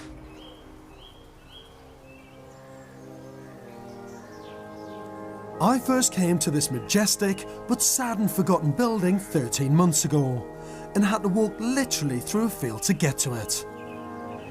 Now there's a road, but it's winter and Mark hasn't yet had time to landscape outside. I mean, he's still got the porta cabin here and sheds here and skips here and everything else, so he must have just moved in. But the building looks absolutely brilliant. This building has had many incarnations. It began its life as a Gothic revival folly, and perhaps a rendezvous for bathers and lovers. Then it became a Victorian gamekeeper's house, before finally being abandoned in 1945 and left to rot for 70 years. When Mark began, it had no roof and the walls and floors had completely fallen in. He's turned a derelict 18th century folly into a modern family home. You're still alive, mate. You're still here. Still here, mate. You haven't dropped. Nice to see you again, mate. Good to see you. All in? Settled? Yeah. Oh, you just got in? 4 days, yeah. 4 days? Yeah, we just finished putting stuff away. Yeah. Yesterday, I think. Hello, you. Someone's looking very pretty over there. Princesses live in castles, you see. Oh, that looks great. Look at it. The new courtyard is stunning. Look at that. I love the way, actually, even standing here, that you look up and you see the old part with all the period detailing, and then you get the modern courtyard beneath it. She sat there the first night in the bed and looked up and thought... I didn't know if I was actually awake or I was dreaming it. Mark's kept and beautifully restored that unique original exterior, but has completely transformed the inside. I mean, this is the line of the old part. That's it, yeah. You cross that line, and you're in a different world. Oh, man. Look at that space. Even through the exposed timbers at the very top, just that lovely, rich timber effect of the old building. On the ground floor, he's recreated 2 of the small rooms into a comfortable dining area and living room. This is my lounge. Looks like it's been here for 300 years, doesn't it? Look at it, all the detail on the ceiling and everything. I know it's cost you a fortune in so many ways. I think the building deserved the respect, that bit of respect and the extra money. It's been well worth it. Yeah. Because it looks fantastic. Mark has put back the staircase, done away with the 4 small rooms and created a spacious master bedroom. Sheena, totally in keeping with the Folly's former ostentatious past, has styled it in a French Baroque fashion. It's super glam. The heart and soul of this decadent building has been indulged once again.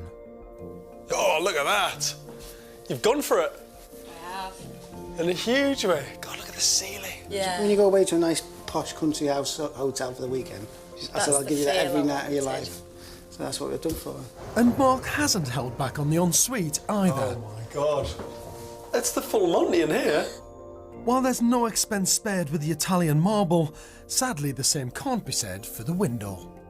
You still left that glass in though. I told you about that. Yeah, no. I might change it later. The join and juxtaposition between the old Folly and the new modern extension is fluid, light and spacious.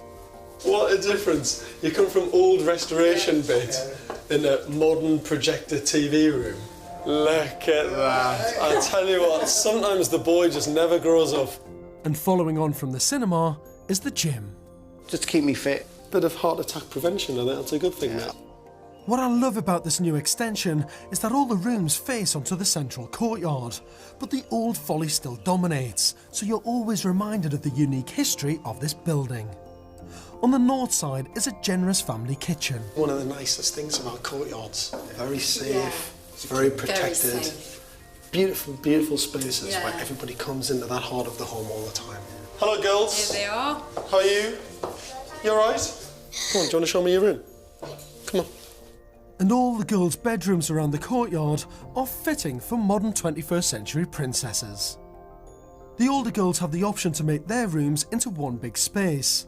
And with the hot tub in the courtyard, the bath lodge is once again living up to its name. What do you think of the courtyard? Really nice. Lots of parties out there.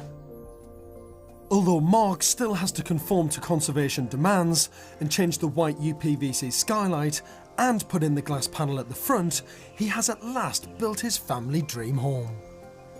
This building has continually puzzled the local neighbourhood. And while Mark has gone on with the build, I've really enjoyed unravelling its past. I want them all to know its extraordinary history so they too can pass it on to their families and future owners. So I've got a little present for you. A little gift. Bit of a kind of this is your life moment. The bath lodge. All the journey, all the history, your journey for the last year and a half, all documented within this book.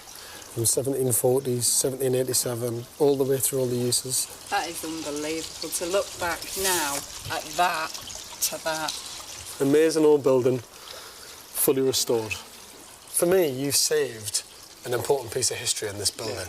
And actually, you've created a fantastic building for you and your family for years to come. I think it's fantastic. Well, thanks, George. That's So lovely. well done. Honestly, you should be You super keep that proud. safe because I did it for you, babe. Thank you. Well done, mate. Proud of you. Fantastic.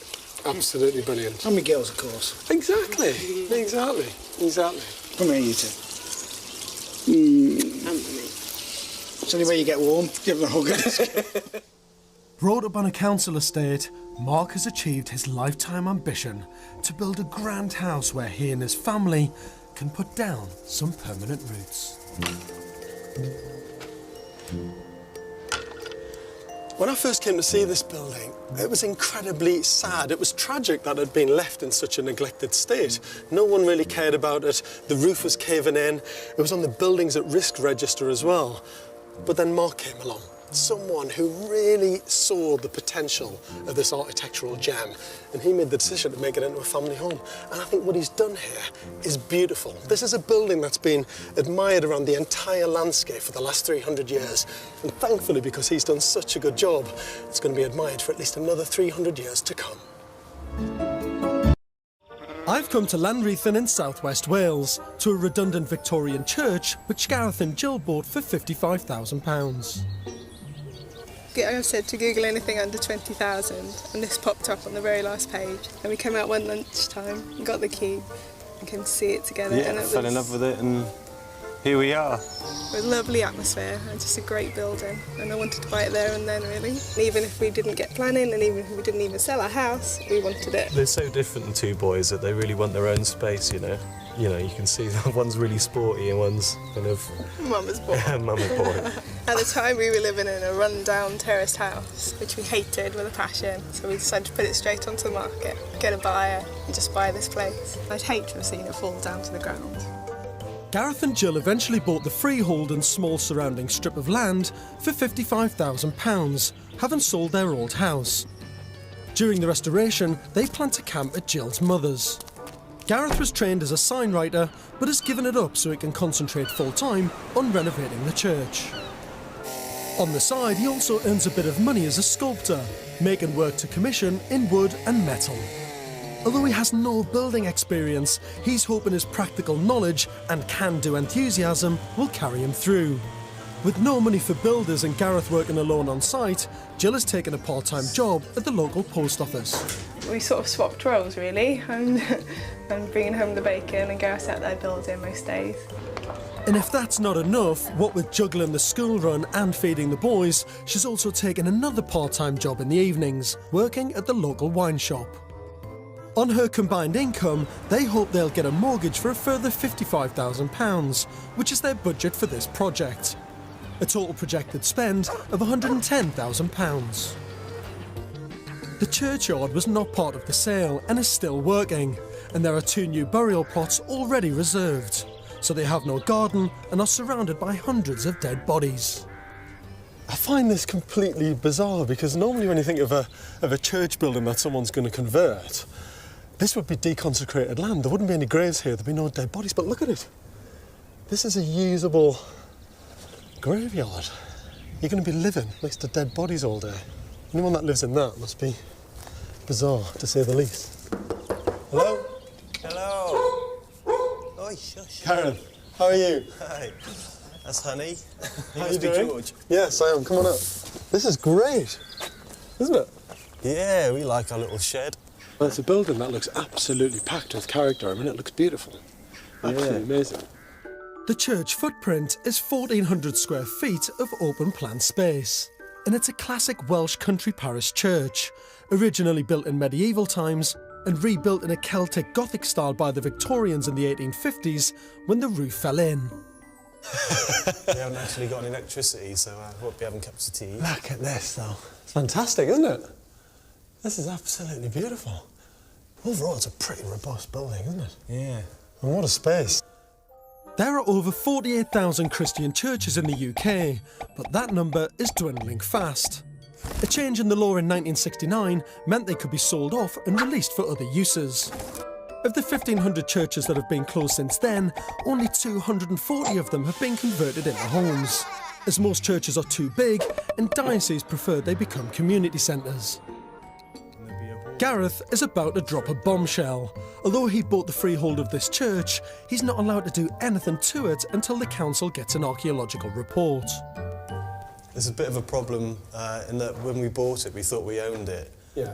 Which we did, but we didn't realise we weren't allowed to do any work on it. So you've broken the first golden rule, Gareth. You don't do work to an archaeological building, an old building. This is what people need to know, is that if you're buying an old building before 1800, that it's going to have to get an archaeologist in. Yeah, and it's going to be 250 to 400 quid a day that you have to pay. Yeah. And it can be weeks and weeks. But you thought you'd just ignore that and you'd just carry on and do some building work? Of course.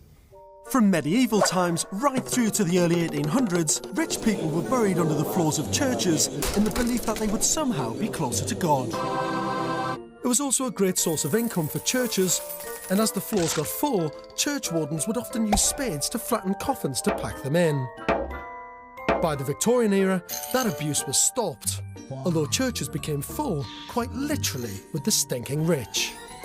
Thereafter, they had to slum it outside in the graveyard with everyone else. Thus, archaeologists are legally entitled to dig up church floors on the hunt for bones and other architectural artefacts. While exciting for them, it's a right pain in the apps for new church owners. They may find themselves paying for an archaeologist they don't want, who has the power to delay and even permanently stop their development. So Gareth, you've started doing an archaeological dig, which you shouldn't have done. So you've dug the trench, you've taken the floorboards out, you stripped back all the plaster. Did you find anything in the building? Originally, up in the front bit of the church here was the altar, and it was quite badly vandalised. We're thinking of maybe donating that to the local museum or something like that. Fantastic. Or I'll just stick it on the front of my car. I like that. Super nice. With no architect on board and Gareth's lack of building experience, I'm dying to see their plans. Are these all your drawings, by the way? Yeah. Oh, they're quite cool, mate. I tell you, as an architect. Yeah, they're quite There's good. nothing to it, George. It's easy. What the hell do you need me for? You're practising, I'm doing it. I'll bear that in mind through this build, mate. Jill and Gareth plan to put a brand new floor in and have an open plan downstairs with a kitchen and dining room at the north end, hallway and large living room. The spiral staircase connects upstairs, where there'll be a master bedroom and 2 bedrooms for the boys, with a large family bathroom. Gareth's project, I think, is fascinating. It's Gareth who I'm even more fascinated by, to be honest, because he's gone into this completely blind. He's seen an amazing building, he's seen that it's probably been a bargain for him, but not understood at all what he's got himself into when it comes to planners, archaeologists, listed building consent. I mean, the list is endless. The people who are involved in this project, it's so complicated. And I think it just shows that when you take on something historical that needs so much restoration involved, it's a very difficult build, and he just hasn't got a clue. Colin Harris from the Dover Church Archaeological Services is about to visit. If he thinks Gareth has damaged or acted improperly, he could close the site down. Then Gareth and Jill would have bought a church for £55,000 they cannot even get planning for. It's the biggest blunder Gareth and Jill have made yet, and Gareth is clearly terrified. Gareth's been doing a little bit of digging and obviously some of this removing of plasterwork, which you shouldn't have really been doing, I gather. No, not really, because one of the clauses in his planning permission talks about doing a scheme of investigation, a written scheme of investigation, before we start doing any of the digging. And so that basically means that any ground disturbance, inside or outside, will have to be supervised by an archaeologist. So, yeah. And you weren't here for that. And we weren't here. And particularly in the inside of a church, up until the mid-Victorian period, a lot of burials took place in the floor of a church. So I think you've been quite lucky that we haven't come across any. The main aim is to sort of to record what we see rather than to excavate the whole place. We're here to sort of see what Gareth's doing rather than to dig it all up for him. What's the worst case scenario if you find something good in your terms? It's probably bad in his terms, but good in your terms. Yes, I mean, we can stop the job effectively, but only if it's, say, of national importance would the whole thing come to a halt. Well, come on, let's take a look around. This is the chancel end where the altar would have been, I guess. And, and he's made a discovery. Wow. The altar cross sitting up here on the sill. Is this something that Gareth can keep, or does he need to give it to someone? Does it have to go somewhere, or can it stay in this building? If it was defined by a coroner's court as treasure, and he probably wouldn't be able to keep that. Okay. May get the money, but he may get the money from it, because that's changed now under the new Treasure Act. Because I think Gareth's going to turn into some sort of Indiana Jones in this place now, and he's going to be sort of brushing away, digging to try and find some money to pay for this build, I think. A foundation stone dated 1473, found in the restoration, has vanished. It's vanished. Gone. How ancient do you think this is, really, I suppose, from the outside? Because it's such an interesting spot, isn't it? It is. I mean, the Celts and from Ireland. The first record of Lanreathan Church dates from 1248. when most Britons were wearing sackcloths and brewing their own ale because it was a damn sight safer than the drinking water. Pilgrims stopped here for prayer, visiting the nearby Holy Well en route to St David's Cathedral. Local legend says monks buried treasure here when they were fleeing the cathedral after it was ransacked by Vikings. Because of its beautiful aspect, the church was popular for baptisms, and more worryingly for Gareth, funerals. Conservatively estimating 3 burials a year, there are probably at least 3,000 bodies in the graveyard. Well, you've got yourself an incredible site. Very unusual to turn into a house, it has to be said. Absolutely. My heart goes out to you. Best of luck.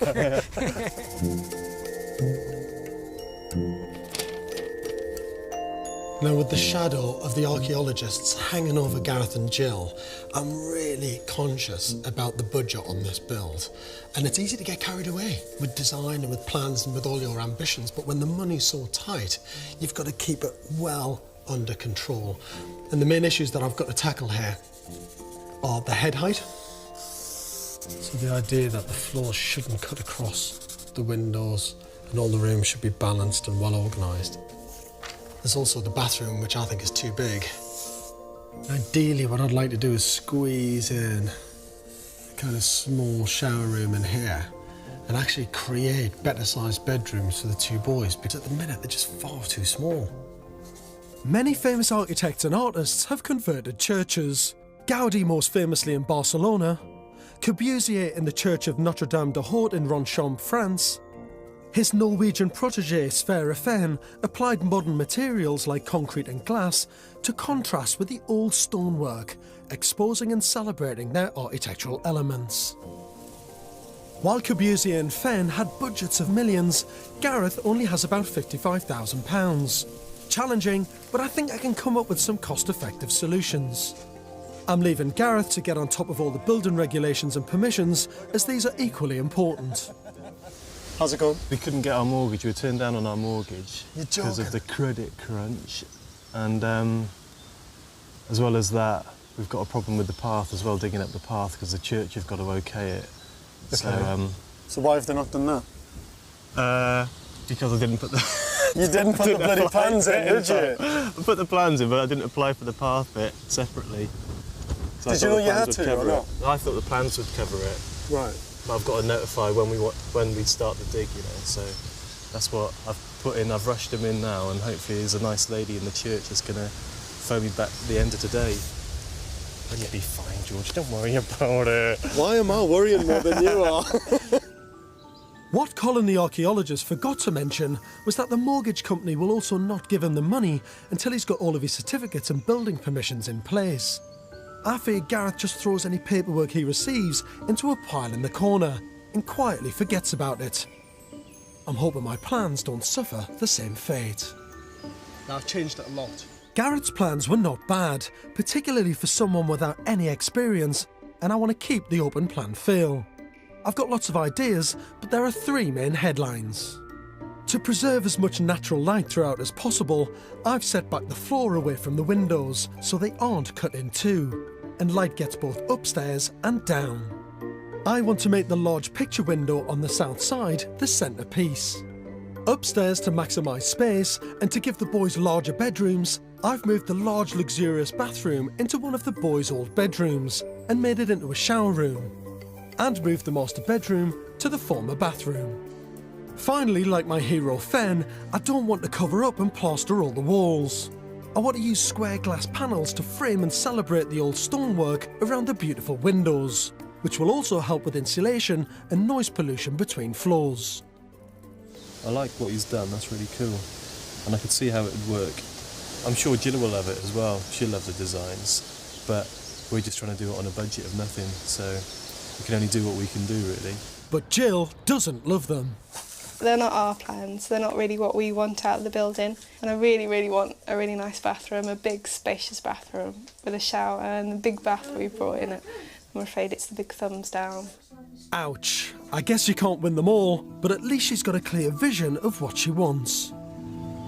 8 months into this project, and this is the most critical day yet. The archaeologists are booked to dig up the entire site, and without their survey certificate, Jill and Gareth will not get their mortgage. But they've run into an immediate cash flow problem. The dig will cost several £1,000s and they have no savings. Luckily, Garrett's stepfather has stepped in. I feel privileged, really, to be part of it, because it's such a fantastic project, really, isn't it? Yeah, Paul lent us the money to start today so that we can kind of, because everyone's already booked and everything, it was already, you know, if we have to rebook everything and get everyone in the same place at the same time, it's not really going to happen. So Gareth and Jill are reluctantly paying £600 a day for archaeologists they don't want, and praying they won't find any bones. Viking treasure would be nice, but at worst the archaeologists could halt the whole development, and their £55,000 investment could collapse, and they would have no recourse and no house to live in. This is the worst bit, I think. If we're going to hit a grave, I think we're going to hit a grave here, definitely. 2 hours in, and work suddenly stops. Colin has found a bone. It's intact, so probably part of a complete burial, but we're not very far down. But then again, as we were saying earlier on, in medieval times, they didn't always bury everyone 6 foot under. Inside, there is more worrying news. They've just unearthed the foundation stone and some more bones. These suggest that either there was material coming from where they'd been digging graves, or perhaps they'd been digging graves in here and disturbed earlier burials. With no treasure in sight, it's going to be a long, agonising day. Hey, cheers everyone. We didn't find anything nice, sorry. Thanks, Reece. The archaeologists have gone, and luckily no bodies were found. When we're pulling up those big femurs and stuff. When you found that one bone, I thought that was it then. That was going to be the whole body and that was the end of it. And there's more good news. Garrett's stepfather has not only agreed to be their guarantor for the mortgage, he's also willing to extend his loan so they can start building immediately. And I can do that for you, yeah. We really cool, thanks.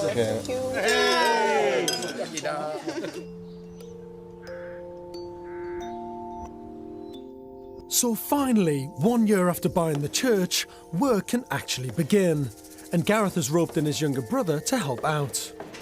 Having got through so much red tape and without securing their mortgage, I take my hat off to their tenacious can-do attitude. I'm also intrigued to see if they've taken on board any of my advice. Let's have a look. That looks great. It looks really good.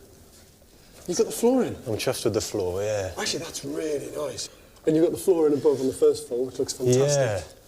Yeah. I mean, I bought this spiral staircase from eBay. You did what? You bought that from eBay? It was bright white, and I think I got it for something like 500 quid. No, 300 quid. And 300 quid? Yeah. That's a good buy. That's really good, because the one I'd priced up was 2.5 grand. And I had to go to Southend to go and get it, so that was a couple hundred quid going to get it. I mean, what's fantastic about seeing it now is it's moved on. It's such a great pace. I mean, getting this first floor in, you get a sense of what the spaces feel like. Having the concrete floor in instead of it being that sort of mud bath and archaeological Indiana Jones dig that you were doing the last time I was here, you can start to see it move on, mate. And my lovely chop saw. I'm really excited to see that the work has actually begun, but I'm also alarmed about the height of the ceiling. I think he's actually made the floor height too high. I know you said it was low, Gareth. That's ridiculous. Well, it's good for Jill and the kids. It doesn't bloody work. Doesn't work for a George. I can see there's a little head height George issue. no fit good. George bang head. You can't walk through like that every time you want to go to your bloody bathroom. You've seen Lord of the Rings, it's cute. There's Lord of the Rings and there's this. What are you going to do, man? I know. By the time I get the frame in there as well, it's going to be even There lower. needs to be a door on here. You can't go through like that. It doesn't comply with building regs now anyway. Your only options really is to, well, leave it as it is, which I think isn't an option, to be honest with you, because I think that's mental. I mean, you're going to crack your skull on that all the time. Drop the floor locally, so you come down a couple of steps that side, a couple of steps this side to get in the bathroom. Or the more expensive option, but probably the more sensible one, is to change the arch, but I don't know if they'll let you do that. There's no reason why they shouldn't, really. If they would ever let you do it, it would make sense to kind of keep the same point down here and kind of spring up the arch. You know what I mean? So you had a high point there, and then you come down that side like that. Do you know what I mean? Yeah. And so here you're looking at, you know, I mean, you wouldn't really need 2 metres, but if you got 2 metres at that point, you're going to be able to walk through perfect. I mean, it's a hell of a job. Although he's completely messed up with the floor, thankfully he has taken my advice about the windows. You've pulled the floor back, which is what I wanted you to do. You've pulled it back from sort of crashing into that end window to get more light down into the kitchen and into the bathroom area. Gareth, I think 100% what you should definitely do is build off an element of solid wall here, which kind of picks up the line of this old feature, yeah? So solid to there, vertical glass along here, so from the bathroom you can look straight out through that window. That glass then stops on the line of the window there, solid up to the edge of the wall, and then you leave all of this as void. All of it should just be void like this. It's brilliant, because you're downstairs in that kitchen, and you're looking all the way up to this amazing double height space, and you've got all this amazing light just pouring through this window. So this window affects the bathroom and the kitchen. I think it's the best way to do it. It's the cheapest option, and architecturally it's the best one as well. So is that when you're going to do it? Yeah. Until I get home and tell George, go fuck off, I'm not doing that. That's what happened last time, wasn't it? I agreed to all the bedrooms. Yes, George, we're doing the bedrooms. At the end of the day, mate, I've realised who wears the trousers. In design terms on this build, it's not me, and it's not you. It's definitely Jill. I am slightly worried about the way he does things. You know, he just thinks, right, I'm going to put that floor in, I'm going to put that concrete floor downstairs. And he does it, and then goes, oh, hang on a minute. I've cocked up the arched doorway through to the bathroom. Do you know what I mean? It's like, that is a massive mistake. And it's a thing where he's a bit ad hoc. He just thinks he wants to crack on, but he's not really thinking about things absolutely clearly. Today we're looking at the roof, which is always scary. Any problem here will only add to the financial crisis. Currently a shortfall of at least £15,000 and no contingency. That's another thing I didn't think about in the contingency. What? Lead. Oh, man. A lot of lead. Do you know how much lead is at the minute? 2 or 3 grand? Yeah. And when we take off the timbers, there are even more problems. This isn't just woodworm either, this is like big. Yeah, we've got dry rot. The more work this roof needs, the more money. Yeah. The money is one thing you haven't got. 15 months into the project, and they only have £11,000 left. And by my estimates, a shortfall of at least £22,000. After the shock of the roof, Gareth is determined to source everything second-hand. Today, it's the ridge tiles for the roof. New ones will cost £30 each to be specially made. Ever resourceful, Gareth's found a nearby salvage yard.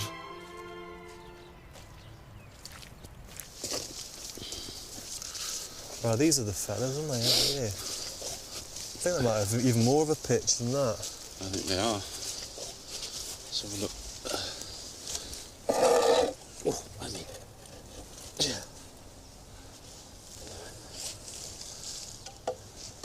That's oh, right. same pitch. Wicked.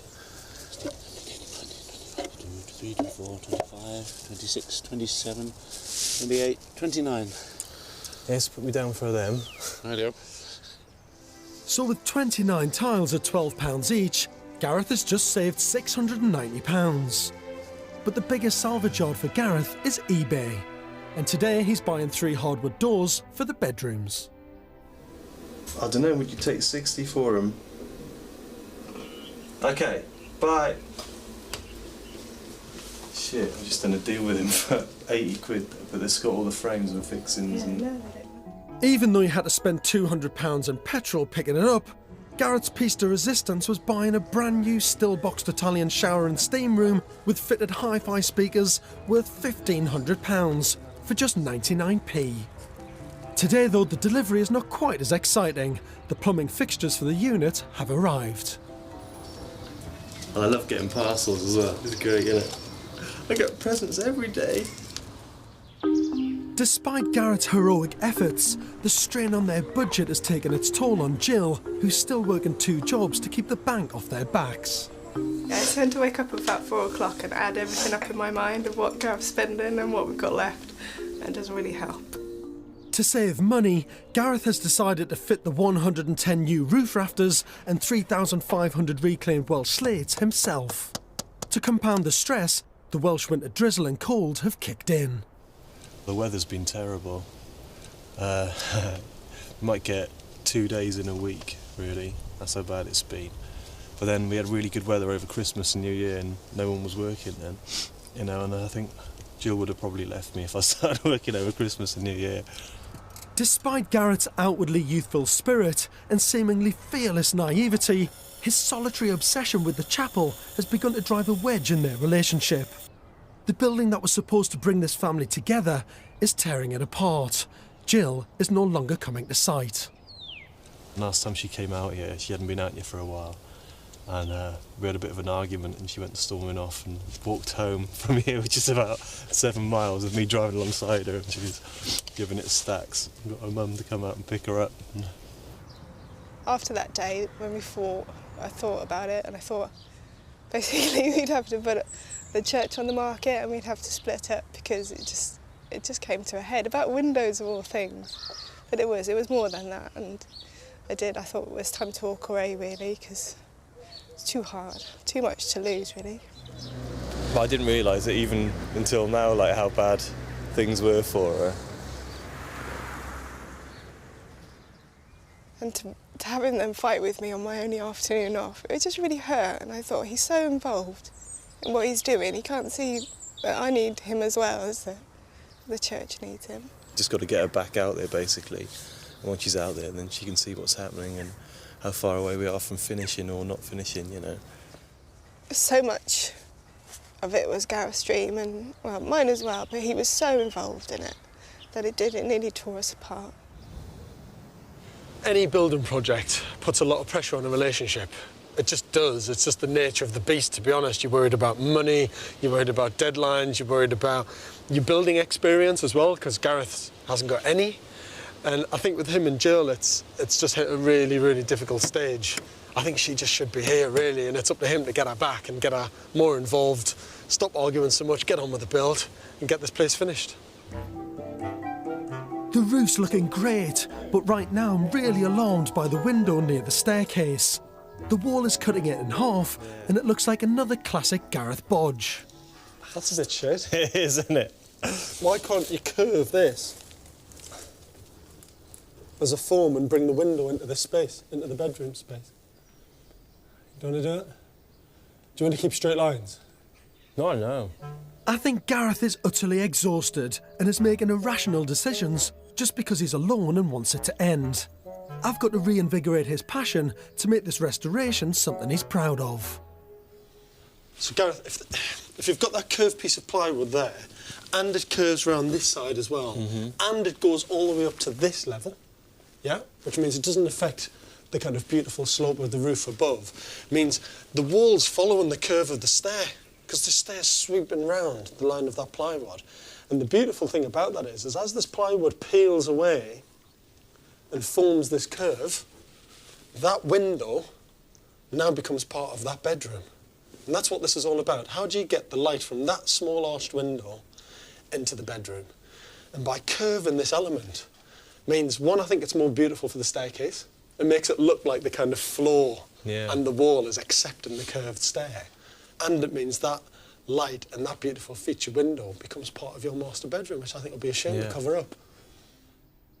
Having castigated him for the window bodge, I now feel I need to big him up. Virtually single-handedly, Gareth is doing an incredible job. But the project's at a critical point. No money, an ever-increasing overspend, a marriage on the rocks, and Gareth's losing heart. This building is more about you than anything else. It's about your attitude to something, your attitude to building, your attitude to design, your attitude to construction and problem solving. It's completely unique. And that's what's reflected in, literally within the stone and in the timber and in the staircase and the stuff that you're picking. That's what makes this building special, man. You're creating a piece of history here. Garrett's learned his lesson and is giving Jill more attention. To woo her back and unite the family, Garrett's planned a day out to the Alternative Technology Centre, as he knows Jill's got a soft spot for the environment. We're just coming to check out some alternative technology and hopefully we can incorporate some into the build.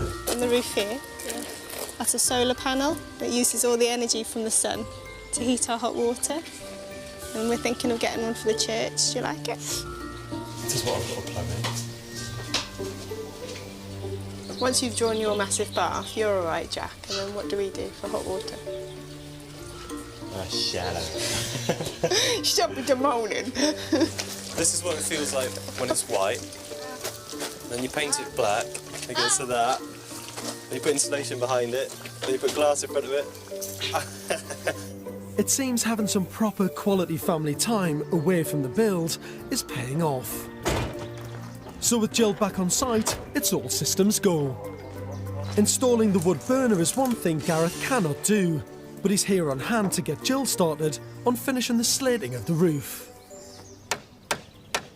Going in the wrong direction. It's really hard. It's all right. Yeah. That's good. I'll be back working as soon as this is all finished, so there won't be so much pressure on Jill to bring the money in and whatever, and have it all separate life, because I can't expect her to come out and help me all the time, you know. I'm doing this because she's got a job and the boys are there as well. It's better. Yeah. And all that hot sex we've been having. I didn't know you knew about no, that. not you. I think he appreciates that I'm a little bit more interested. Now I can see things happening. I'm showing a bit more interest and I think it helps him, so. And we're getting on better together now, so. We really want to just get out of the mother-in-laws and in here, basically. We're all really excited about it and looking forward to it. It's just, yeah, a question, and now that the summer's here, I can put more hours in.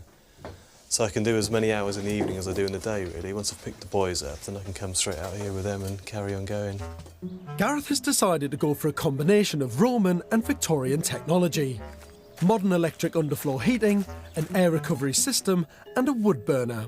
So incredibly, they don't need a boiler, and with all their insulation, their heating bill should be extremely low. This is our air source heat pump, and it produces all our hot water and all our heating, hopefully, for the house, all our underfloor heating. And this will sit on the plinth here, and the piping will go through to the thermal store inside. And hopefully it's all going to work, and so that running in conjunction with the solar panel and the log burner will give us all our heating all year round then. The Romans used to heat temples with an underfloor hypercore system using hot air. But Britain returned to the Dark Ages when they left, so medieval churches had to rely on the body heat from parishioners. People didn't sit down, so it was like an old-fashioned football match on the terraces. Churches in those days were much more social venues, where people would meet to gossip, tell riddles and recite poetry. Heating didn't arrive until Victorian times. Water was heated by a furnace, which circulated in pipes in the church floor, covered by metal grills. Later, radiators came in, but quickly became too expensive to run. Gareth has been inspired by this rich history. He's gone for a combination of a Roman hypercaust hot air system and Victorian underfloor heating, mixed with some 21st century wizardry. I'm really glad they've turned it around and Jill is back on board, and I'm looking forward to seeing what kit they've got. So Gareth, how's it going with all the eco stuff? We're getting there.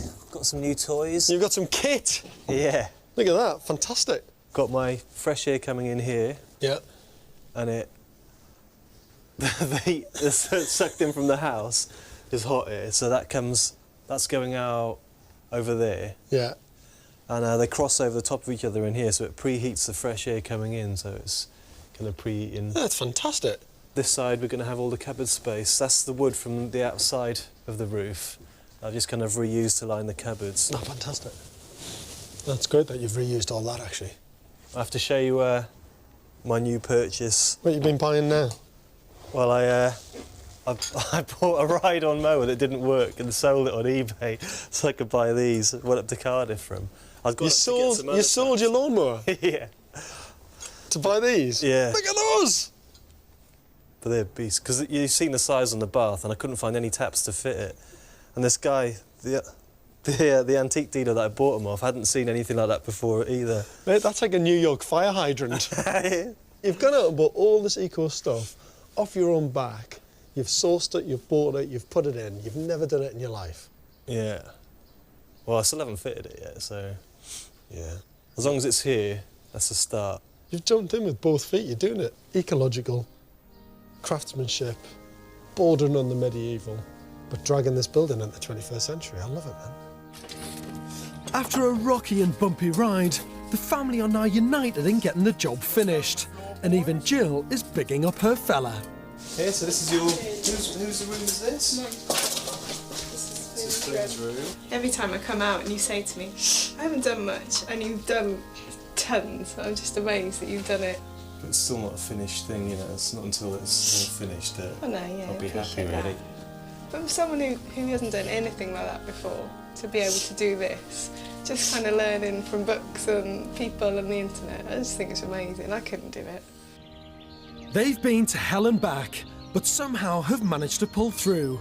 Incredibly, spending just £70,000, they've moved in. Looking at it now, it's got the lead cappings on the roof, the skylights in, the windows look beautiful. The roof looks amazing, actually. Hey! Oh my God, look at the hair! How's it going, man? Yeah. Good to see you. You all right? Hey, Joe, how are you? Nice to see you. How's things? Don't tell me you finished it. You haven't. Yeah. You haven't? Yeah. Are you winding me up? No. How have you done it? I don't know. A little help from my friends. And little pixies and elves and everybody else coming in the night. Yeah. Just waved the magic wand and made it happen. That's fantastic. Shall we go inside? Yeah, let's do it. I'm dying to have a look. Nearly 2 years ago, the downstairs was damp, dark and depressive. But now it's a bright, open-plan living space broken up by the spiral staircase. Oh my God! Oh my God. Do you know what? It's quite rare that I'm lost for words. Windows look amazing. Yeah, double glazed. Cool, aren't they? The staircase just looks amazing. I can fondly remember designing this with Gareth. It makes it look like the kind of floor and the wall is accepting the curved stair. My round wall. The curved bit. Yeah, it's beautiful. Just a really, really simple touch, and it looks now like this kind of simple rectangular building's got some really unusual flowing forms to it, you know? Architecturally, the windows posed a potential problem, being cut in two by the new floor. This was solved by replacing the old dark leaded windows with new clear double glazing. Look at the light! Look at that Just missed that. Fittingly, what was once the chancel where the altar sat has become the kitchen. Although this is now a modern family home, I love the fact the integrity of this building is still intact, and many features have been preserved, celebrating its past history. Not cutting the main window in two with the new floor and letting light both upstairs and downstairs works a treat. You know, you're standing cooking here, look at that. Yeah, oh, it's brilliant. It's amazing, you know. Such a beautiful space. Reusing the old altar stone for the kitchen top is genius. Yeah, sacrifice it. Gareth salvaged slate from an old snooker table to create the fire hearth. This is the snooker table. Yeah, bits of it. That's brilliant. Absolutely brilliant. I bet you this little wood burner belts out the heat as well. 2 years ago, this space was empty and cold, and I, for one, doubted whether they would pull it off, particularly with a limited budget and no building experience. Architecturally, the most precious and expensive thing to restore in this church was the roof and new ceiling, but their hard work has paid off. It's now there upstairs with a long corridor and bedrooms. It's perfect, isn't it? The master bedroom continues to celebrate the original stonework of this beautiful church. I think this just works like a treat, actually. Look at that. You're really preserving something. You know, you're kind of standing here looking through thinking, God, that must be really special. Because it's worth kind of encasing in a little glass box. The leather flung. Just all stapled together. Little patchwork of flooring. I've never seen anything like it. I haven't. But I love it. I bought loads of cow hides. Guess where from? Where? eBay. The boys have been given separate, identical shaped rooms, kitted with bunk-style beds to maximise space. That's cool. It's small, but it's cool. I tried to persuade Gareth and Jill to cut away the archway into the bathroom so they didn't bang their heads. But budget and their idiosyncratic style prevailed. My alternative designs to give the boys larger bedrooms were also ignored. Instead, Jill clung to her lifelong dream of having a large, luxurious family bathroom, which houses what must be the bargain of the century. So this is the infamous 99p shower. Yeah. That is impressive. And the fire hydrant taps. They look great though. And you've done the glass panels. Look at that view! Yeah. Oh my God! The little windmills, look. What a view. Rubber duck. Buying the freehold for 55 grand and only spending 70 on the build, they've created their first true family home for an incredible £125,000. It's now valued at £275. They deserve every accolade for this heroic, resourceful, yet ecological restoration. I think we need to celebrate. Yeah! Well done on the most amazing restoration. I'm not going to pop the light because I got in massive trouble with your dad. Oh, yeah! Just made it through the build. You know, when you think about what you guys have been through and the experiences you've had, you know, the highs and the lows, it's been amazing. Yeah, it has. Has it all been worth it though? Oh, without a doubt. Yes, yeah. Definitely. I can't believe it's our house, really. I can't believe it. It hasn't kind of sunk in yet. There's been a building here for over 1,000 years, and the site probably dates back to pagan stone circles, way before records first began. From its humble medieval beginnings as a wooden structure, this building has had a colourful past. From rumours about Viking treasure to Victorian burials under the church floors. I've really enjoyed collating this history, and I want them to have it, so they too can pass it on to future custodians. I've got a little present for you. Yeah? A little treat. Look. What's that? It's like this is your life. Oh, it is, isn't it? But it's for restoration. Look. Oh, whoa! Julio Giorgio. Look at the state of the building. It was really bad. All the research, everything that I've done on the building is all in here. It's yours, mate. Oh. Well done. You did it. You all did it. I Fantastic. can live on our coffee table now. When you think about the history of churches, they're very ornate, decorative and opulent buildings, quite expensive, but not this one. For me, it's quite austere and bleak, and the word that springs to mind is frugal. Frugality is something that Gareth and Jill have had to adopt throughout this build because they literally didn't have the money. So they had to be inventive and very creative with all the decisions they made and the materials that they used. When you think about most restoration projects, they're very expensive things to take on, steeped in red tape, covered by listed building status and conservation officers all over you. But with Gareth's inexperience, if he can pull this off, for me, he's an inspiration to us all. I'm in Pilling in Lancashire. Chris Kelly and his partner Sue bought this derelict 17th century crook frame house for £77,000 3 years ago. They have a budget of £100,000 and dream of converting it into their very first family home for them and their 4 teenage daughters. Yeah, Sue phoned me up and she said, you've got to go and see this house. It's a really, really old building. It was overgrown with ivy and nettles and brambles.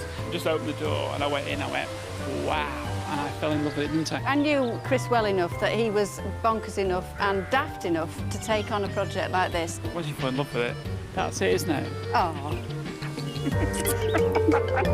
Chris is a successful businessman who has done restoration projects before, but nothing as ambitious as this.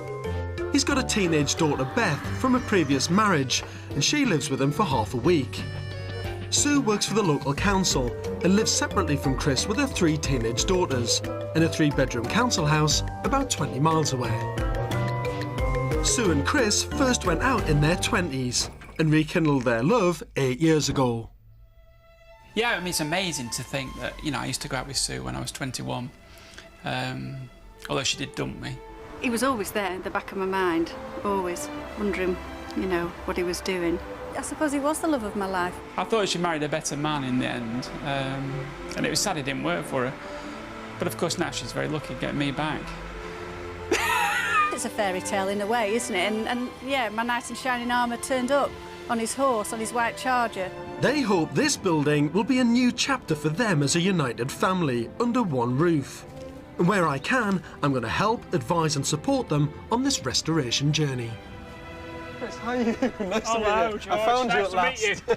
How are you? Hello, Nice to Sue. meet you. Hi. You well? Yes, thank you. A bit wet. You've got yourself a cracking little building here, haven't you? Looks like a tin shed. Well, it is cracking a bit. Here and there. Cracking everywhere. Yeah, it is. How did you come across it? Sue found it, actually. I did. I used to work in our local planning department, and somebody gave me the nod. One of my colleagues said, there's a building going for auction on Wednesday night this week. So you got a little tip off, did you? Got a little tip That's off. all right. I'm amazed you even came across it because it's such a difficult building to find, isn't Well, it? yeah, It's and off the it beaten was track. all overgrown then. It was like As Sleeping well. Beauty's Castle. It was, yeah. Sleeping Beauty's Castle. I like that. That's what it'll be in the end. The footprint of this small 17th century agricultural dwelling is 1,000 square feet. The ground floor comprises 5 small rooms, connected by a long single corridor.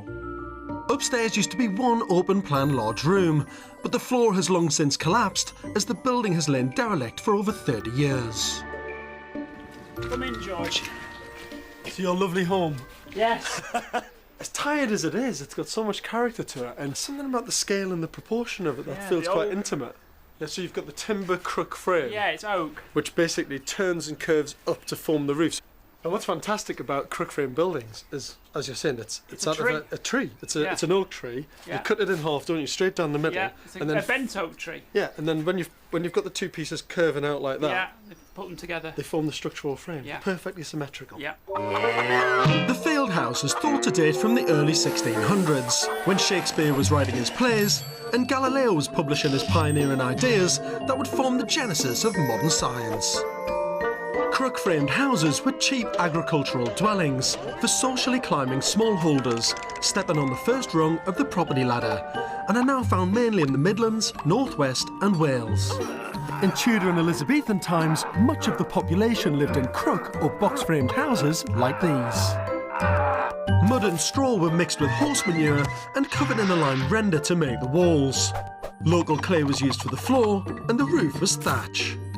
Historically, a family would have shared the space with their animals, who provided the central heating and the organic aromas. Cooking on an open fire and eking out a modest living, people in rural areas like Pilling rarely left the area, travelling no further than half a day to market in their whole lifetime. This part of Lancashire has always been agricultural and remote, which is why the field house has escaped development. And it's the only house left in Pilling with its crook frame still intact. So this is listed? No. I tried to have it listed. It's not listed? No, I asked English Heritage to list it, and they wouldn't. Why did they not list it? Because they said it was too many mixes of different periods. From my point of view, looking at something like this, which is rare to the area, you're saying, Yeah. something which I think is an amazing architectural character of local building materials, Yeah. and you've got this amazing crook frame as well. Oh, and I was willing to renovate it. But you were asking them I to was list asking it. them to list it, That's yeah. that's unheard of. Most people are desperate not to be listed, so they right, can I do what they know. want with it. Chris plans to turn the field house into a 3-bedroom cottage, rebuild the collapsed kitchen, and for the first time ever, install an inside toilet and bathroom. Upstairs, he'll reinstate the floor, making one large bedroom, which will be reached by a staircase in the hallway. With 4 teenage girls, the house would be too small for the whole family, so Chris is planning to add a 2-bedroom extension to make it big enough, although he hasn't yet got an architect on board. So what do you want me to do for you? Do you want me to help you in any way? Or? Yeah, please. I'd like you to design that extension for me. What sort of Fingers extension are you crossed. thinking of? What size? What scale? About a third of this building, or a half of this building. Wow. Do you think you get planning for it? We don't know. We haven't asked yet. If you don't ask, you don't get. No. And if you didn't get planning, would that be a huge problem It for would, you? yeah. In 1972, the field house was condemned by the council and deemed unfit for living in as it didn't have an inside toilet. After this, it was referred to as an agricultural building and not a house. It took Chris and Sue 3 years of battling with the local council to overturn this decision and win the right to turn it back into a home. But without an extension, it won't be big enough for them and their joint family, so their investment and dreams of a family home are hanging in the balance. I think the challenge that Chris has got, even with all of his property development experience, is getting planning permission for this extension. It's taken him 3 years just to get to this stage, and getting that planning might be a lot harder than he thinks. The 17th century interior is remarkably intact, but after 30 years lying derelict, the outside is literally falling apart. We've rebuilt above the windows in various places because the wooden beams are rotten. Right, okay. Wooden lintels. So structurally, you've just been kind of tying the whole thing together? We've put lots of metal bars in, stainless steel bars. Can you see the lines in between the joints? No. We put them I over can here. there. Yeah. Here, I'll show you. Yeah. No, so you've tied all that together? Yeah, there are various places all around the building which ties it all together. Yeah. Fantastically strong these are. No, that's a good way of doing it. You kind of stitch all the brickwork back together, don't you? Which is really good. Yeah. The exterior walls of the field house have continually changed over its lifetime. Originally they were mud and straw with a lime render, then cobble and flint were used, and later Victorian bricks. But it's the 17th century interior oak crook frame which Chris is passionate about preserving. The way that you're building this Yeah. is quite different, isn't it? It's not quite what I was expecting, because you're putting up a secondary skin on the outside of the old structure. We are. Why We're is sort that? of wrapping it in a big blanket. So in effect you're saying, well look, let's preserve the frame as perfectly as we can by wrapping it in this kind of protective, new build, 21st century structure. Yeah. It's actually quite clever. Yeah. I shouldn't sound so surprised, should I? No. I didn't mean it like that. No, but yeah, it is quite clever. But what's working in your favour is this isn't a listed building. Yes. Because if it was listed, We you would couldn't do it. never be able to do this in No, a million never. years. No. You would have to build on the inside and Yeah. preserve the outside. We would. I love the idea of encasing this fragile oak frame with a cosy protective blanket. It's great to see Chris tackling this derelict shell with such gusto. But seeing the size of his and Sue's joint family together, I really hope we can get planning permission for their extension, because I can't imagine how they'll all squeeze into this tiny cottage. So what did you think when you first saw the building after it had been bought? I wondered why he'd bought it, to be honest. And I don't see how it's going to turn into anything spectacular right now. Emil It's just doesn't a believe shed. in the project. No. You don't believe in it at all? I have faith in Chris, but it doesn't look like it's going to be anything too much yet. I just saw it and thought, why has he bought a tin shack? I don't understand. It just looks like an old shed. I can see now why you need the extension. I know. Look at them all. It's like, how do you actually survive with Well, all this I lot? want a room at that end of the house, and I want them to have a room at the other end of the house. So I can get some peace. You can just live in the extension on your own, mate. It's all right. We'll get friends round. We'll have parties. It'll be fine. So what happens if you don't get the extension? We can't live here. It's just too small. Yeah. Unless there are 4 of them in a bedroom. I don't know how you're going to survive. No, I don't. I don't know how you survive to this date, actually. No, I don't. Look at them. Trouble. Absolute trouble. From the 1700s, life for agricultural farmers who lived in crooked-framed and box houses began to dramatically change. They created cash by selling off surplus oats, barley and wheat, and turned any spare land into cash crops like hemp and flax. This extra income meant home improvements, so out went the mud and straw, and in came the bricks. Some even built an upstairs. Opportunities to earn even more money came with the agrarian revolution, improving farming production techniques as demand for food increased when cities expanded. As the farmers got wealthier, crooked-framed and box houses were either demolished or turned into animal sheds. So it's a miracle that this crook-framed building has survived at all. Chris and Sue have given me the task of designing the extension. But before I start, I want to find out more about the field house's historical features. So I'm meeting Chris O'Flaherty, an architectural conservationist from the University of Central Lancashire. So Chris, since the building's been stripped back, have you found anything unusual about it? Any discoveries? Yeah, actually we've found some quite interesting things on the truss here. If we can just move that plank out of the way, yeah. We can see there on the tie beam on the truss, on the crook blade, yeah, these marks. We've got a 3 little numerals there. We've also got a 3 below there. Right, okay. Difficult to see. That's quite nice, isn't it? It makes sense in some ways that you're putting this kit of parts together. It does, yeah. Yeah, it makes a great deal of sense, and it shows us how the crook trusses were actually pulled back up into place, or pulled into place having been constructed on the ground. This part of the building, we would call this the house part, and this would have been the part in which the fireplace would have been. So originally it would have been the main part where the family would have spent most of its time. Visitors would have been accepted into this part, so it was a public building, or public part of the building, the fireplace for cooking, etc. But essentially it would have been the hub of the house. Right. And originally it would have been the only part of the house that would have been heated. Those other parts that we've seen back there wouldn't have been heated originally. I suppose the significant things about the building are the crook frame that we've got left over here, obviously. So with this building being so significant in terms of its interior, yeah, why has it never been listed? I think perhaps the reason why it wasn't listed was that this area of the world is slightly remote. Historically it was difficult to get to, and perhaps it was a part of the world in which whoever is involved in the listing investigations either A, saw the building and didn't think it was anything significant from the exterior, or B, perhaps wasn't that interested in vernacular buildings, was more interested in the grand churches, etc. So sort of vernacular architecture like this, like everyday living architecture, was kind of left behind, wasn't it? I think people can relate to buildings like this because it was the houses of the masses, and they are the buildings that predate the suburban development of the 20th, late 19th and 20th century. So they are buildings that we recognise and we can perhaps relate to, and the buildings of our forefathers rather than the forefathers of the higher echelons of society, if we can say that. That's quite interesting, actually. I suppose there's as much pride in these buildings as the expensive stuff, shall we say. At local level, maybe even more pride.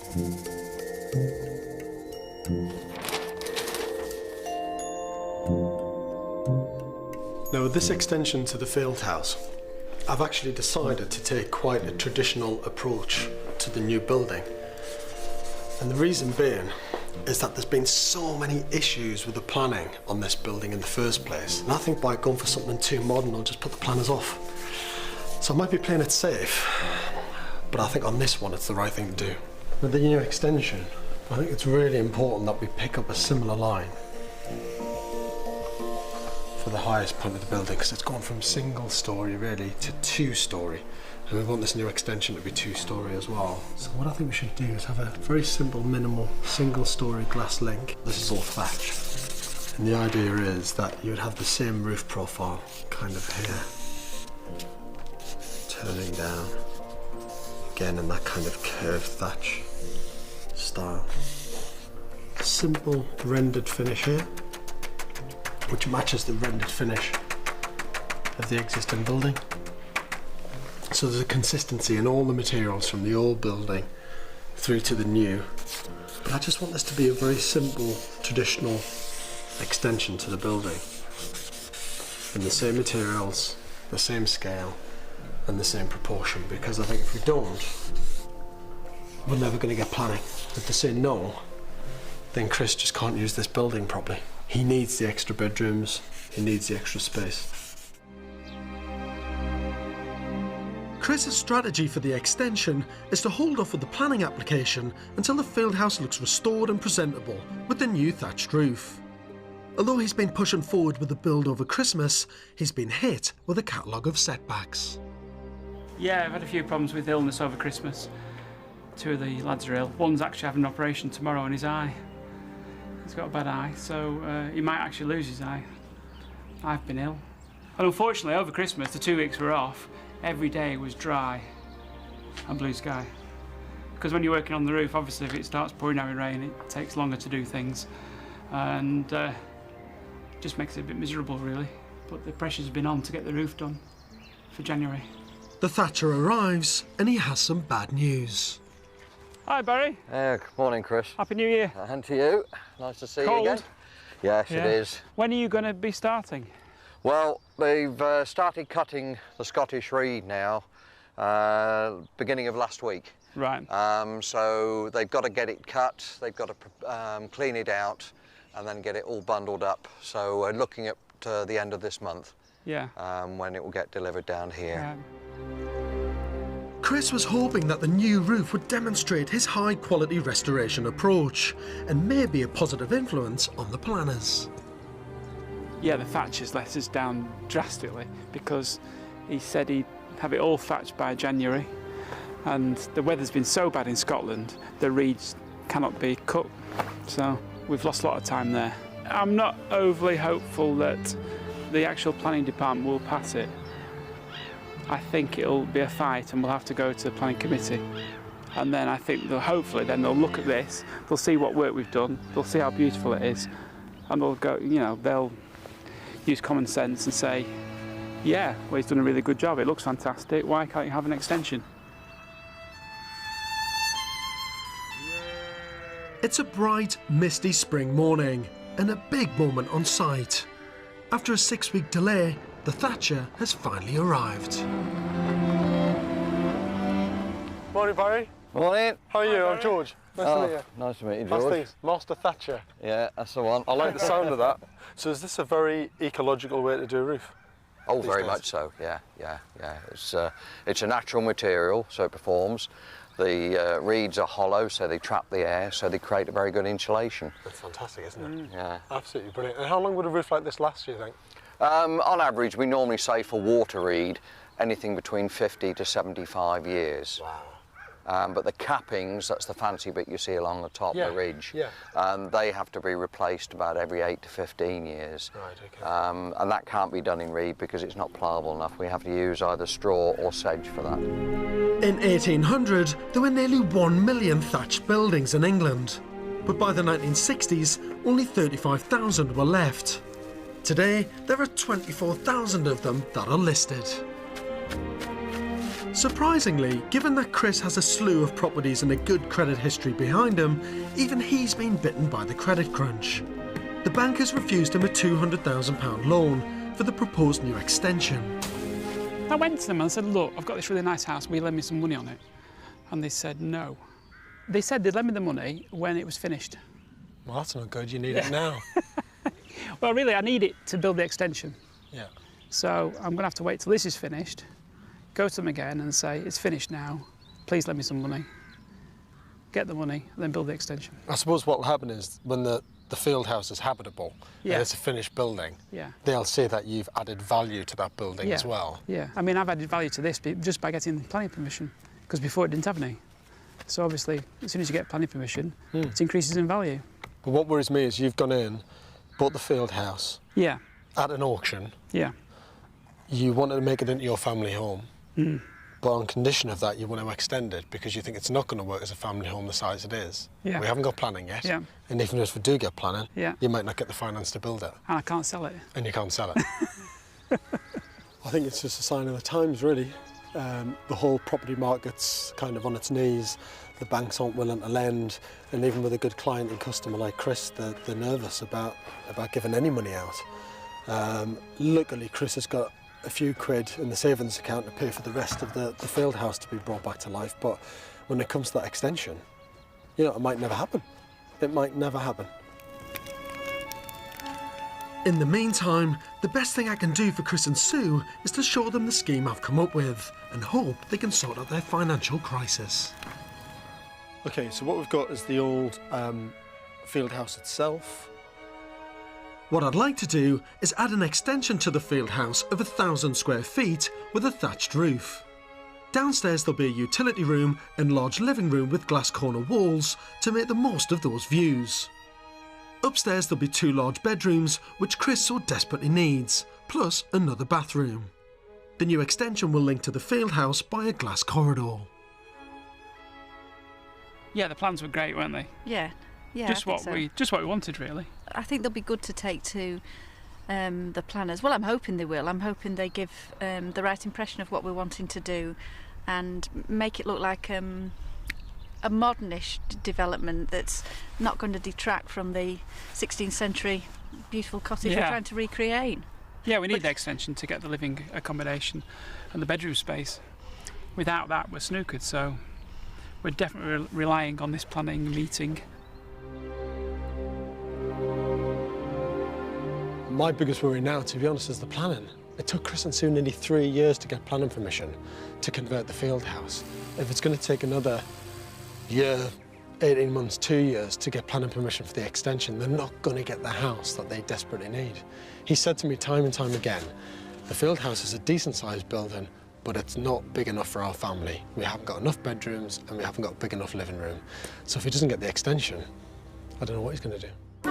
If they're to realise their dream of living under one roof as a united family, this is the biggest day since buying it 4 years ago. I've designed a traditional thatch extension, connecting it to the field house with a glass corridor. We're off to see the local planning officer to get a steer.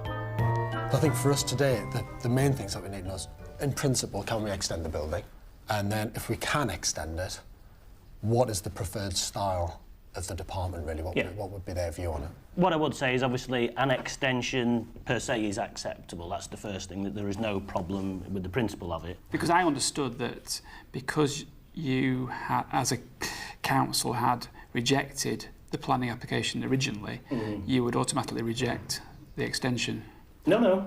Whilst I can see where you're coming from in terms of maintaining the sort of same scale and heights and so on, the extension proposed is tending to be as large as almost the original dwelling.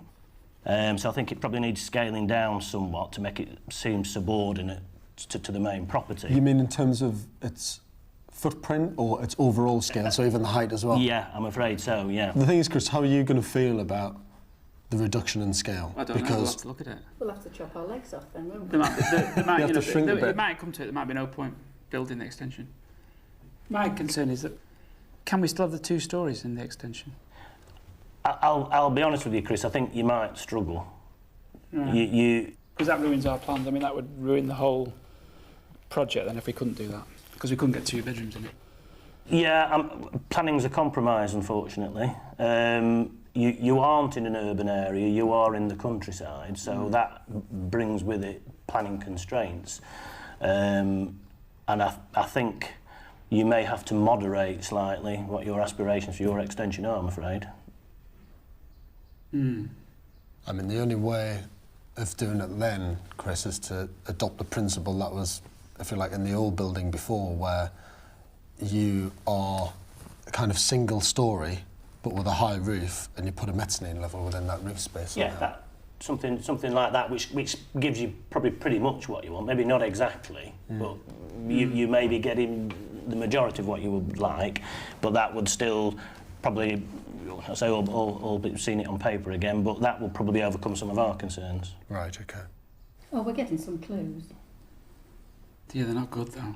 The view on historic buildings now, even from English heritage point of view, is that the correct way forward for extensions or additions is of a modern form, contemporary design, 21st century. It sounds to me that you'd prefer it maybe not to be a thatched roof to match the existing If I'm honest, my personal view, and I can only give you my opinion as a professional town planner employed by the council, is that you don't slavishly copy, and by that, yes, I'm also suggesting that perhaps you don't use thatch on the extension. How do you feel about that, Chris?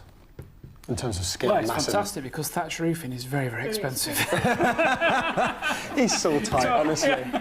So it's a big relief. I think what we should do is go back to the drawing board, redesign it, reduce the scale, look at doing something which maintains 2 bedrooms, because you really need that for your family.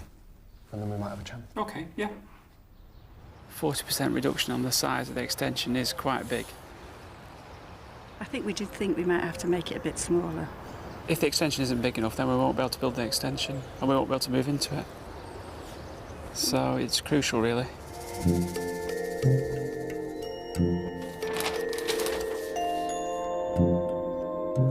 Well, I seem to get that completely wrong, but I don't mind, to be honest. My approach was to go for a bigger, more traditional extension, where the planners have now said they want it smaller in footprint and in height, but we can go more modern. And I think that's fine. That's part of the compromise and the journey of the planning process. So instead of picking that higher level up through here, we're going to have to come down again. So I'll probably pick this level up now.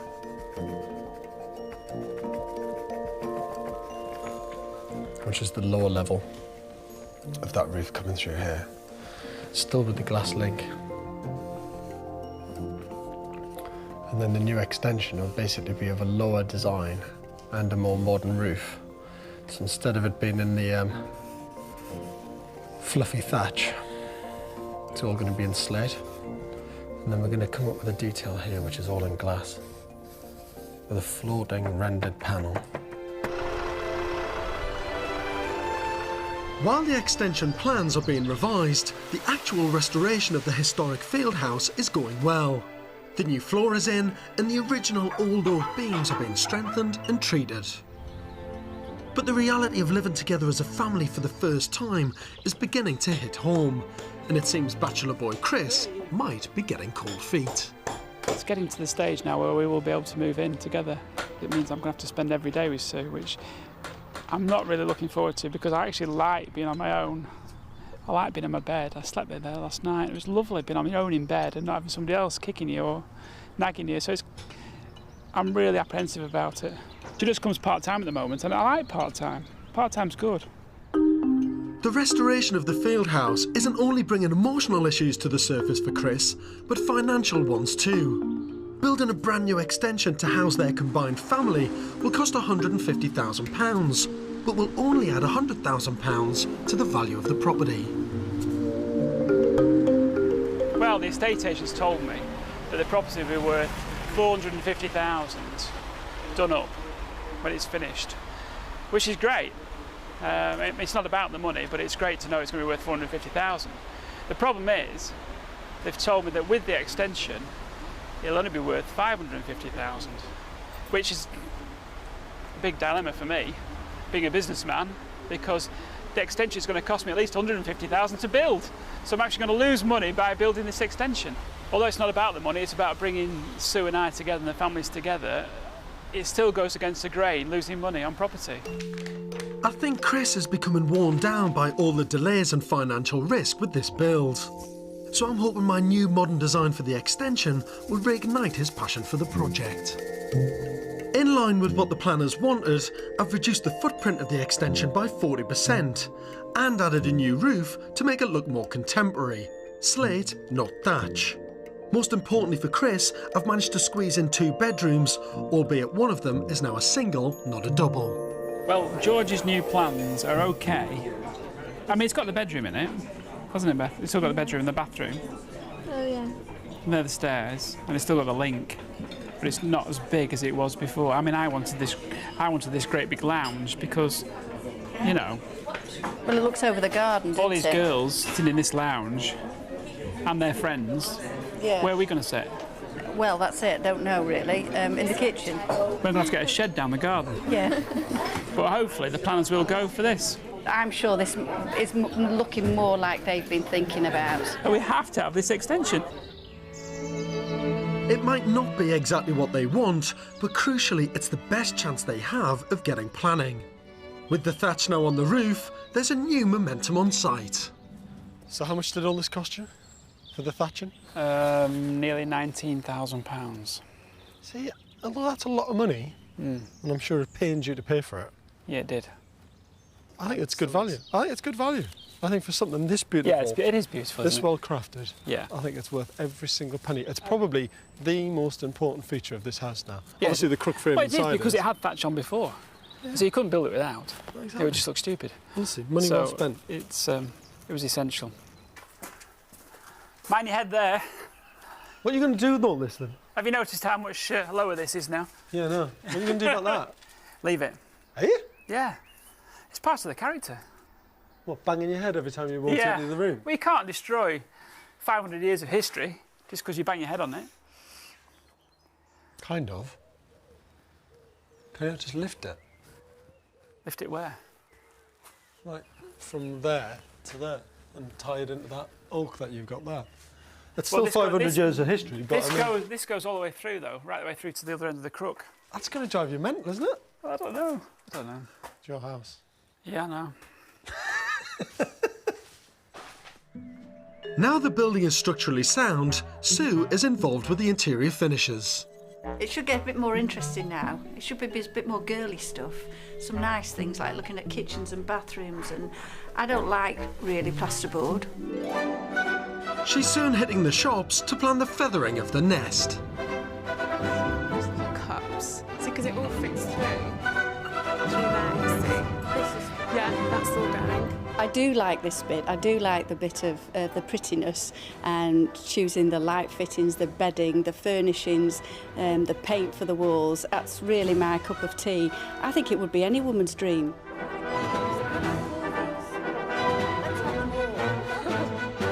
I sort of know some of the limits of what we've got to spend, so I think he trusts me. Chris, who lives in a large house with daughter Beth, is beginning to get worried about how and where all his stuff is going to fit when they move into the tiny fieldhouse cottage. It's quite an important building, this, isn't it? Because it's about kind of bringing all of your family together. Really. It is, yeah. Yours and Sue's. Yeah. In one place. Yeah. For me, it's actually downsizing because I've got a pretty big house now, so it's going to be half. Are you going to be all right with that? I don't know. That's why I need the extension, because it just made to me give feel you at some more home. space. Yeah, because you know, I do wander around and I've got a huge, great big office and loads of different rooms, so it will be hard coming to a smaller house. Meanwhile, it's excitement for Sue and her family, who can't wait to see how their brand new home is coming along. All right? Right, come on in. Come and see the main bedroom. Tell us what you think. So, wow! Huge. It's got a roof. It's a lot bigger than I thought it was going to be. I thought we were squeezing into this room, but no, it's bigger. It's massive, isn't it? Yeah, it's huge. I can't believe how much has changed. Have you girls actually had a chat yet about who's having what room and where you're going to be? No. No, to be honest, but I think as I am the eldest and the biggest, I get the big one. I think as I am the youngest and I have least say in everything, then I'll have this. Okay, come through and have a look.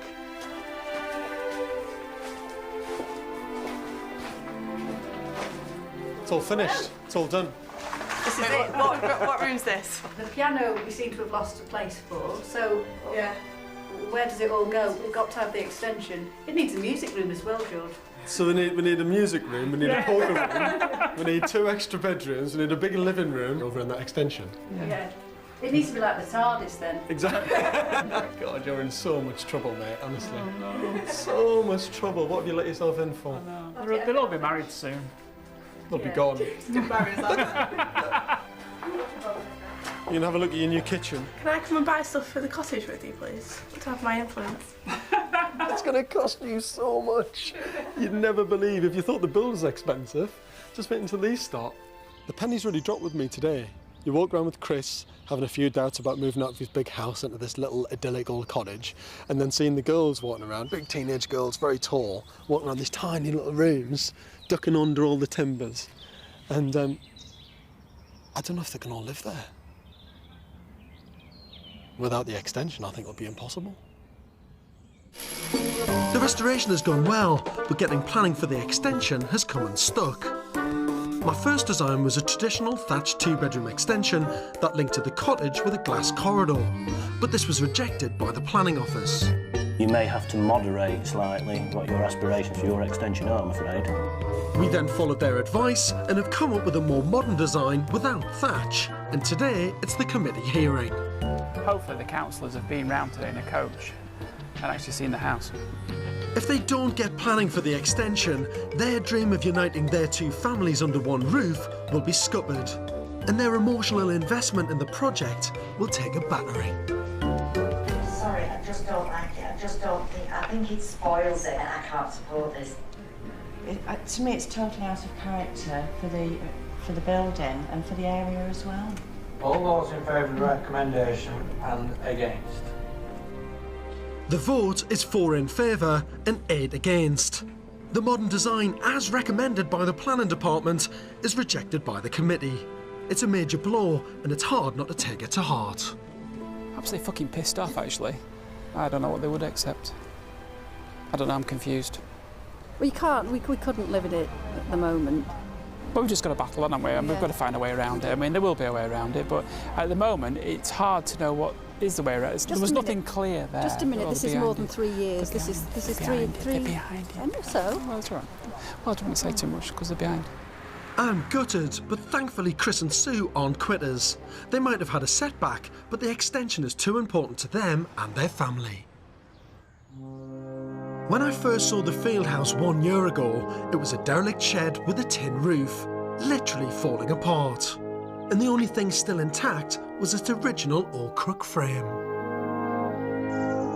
But now, just 1 year after getting planning to restore it back to its former glory as a home, I'm back to celebrate the completion of this fantastic restoration project.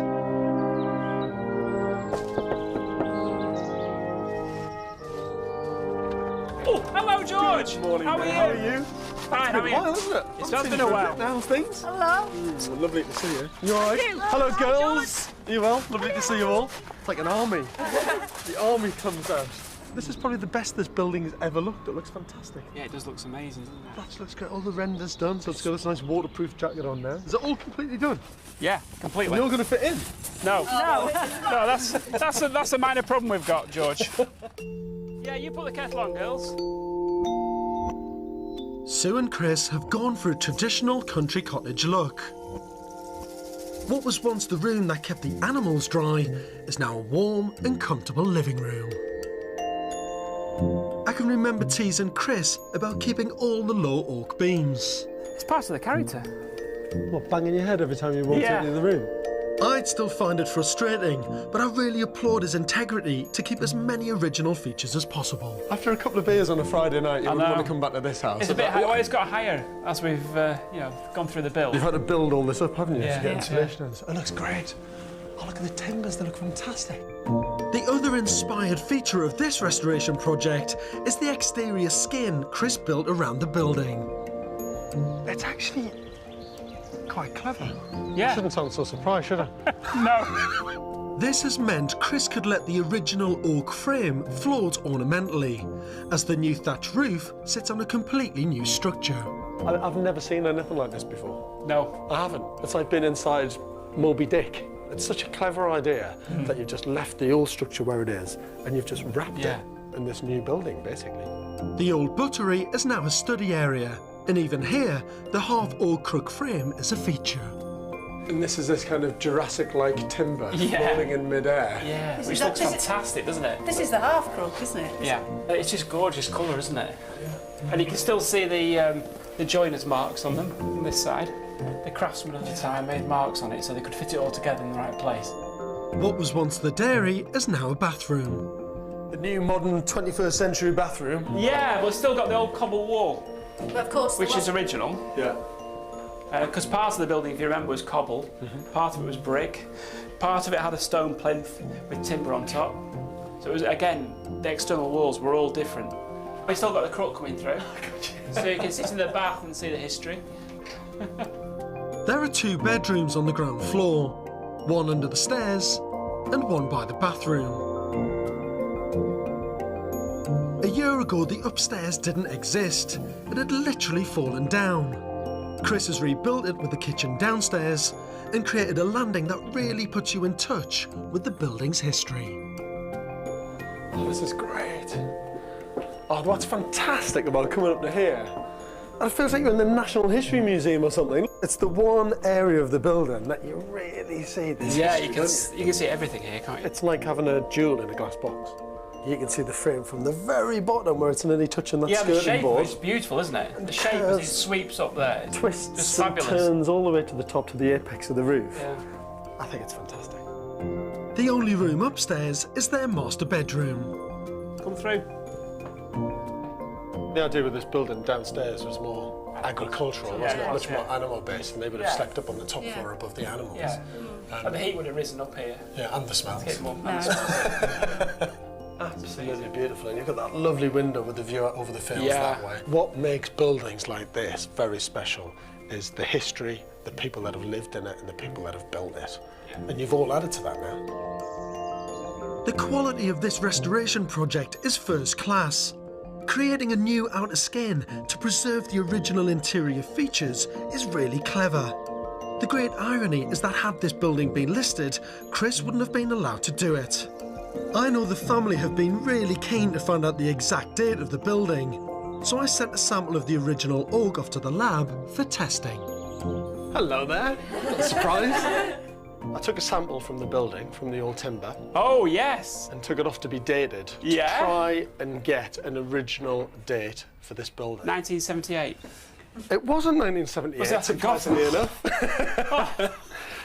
Have you any idea when you think it might be? Yeah, we've all had a guess. We've had a bet on it. Have you had a bet on it? Yeah, we have, yeah. Chris is funding the bet. Yeah.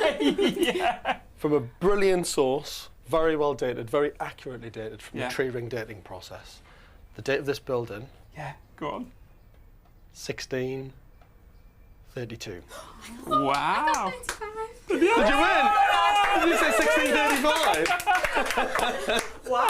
Well done, Ben. What did you win? 20 quid. 1635. Wow. I've got a present for you. Oh, have you? Yeah. Oh, wow. A book of the field house. Oh, fantastic, George. 1632, field house is built all the way through from 1734, 1845, 1925, all the people that have owned it. 2005, field house is put up for sale, bought by Chris Kelly and Sue Hindle. 2009, the field house has been restored. Chris? That's fantastic, George. That's for you. Thank you very much All indeed. the history of this building. Cheers, George. Well done for saving Thank you. And cheers, Sue. Cheers. It's in safe hands, this building now. Yeah, love you. Unfortunately, it's not happily ever after just yet. Practically, the field house without an extension is just too small for them all to live here, so they've chosen to rent it out while they battle on with the planners. I really feel Chris deserves to get planning.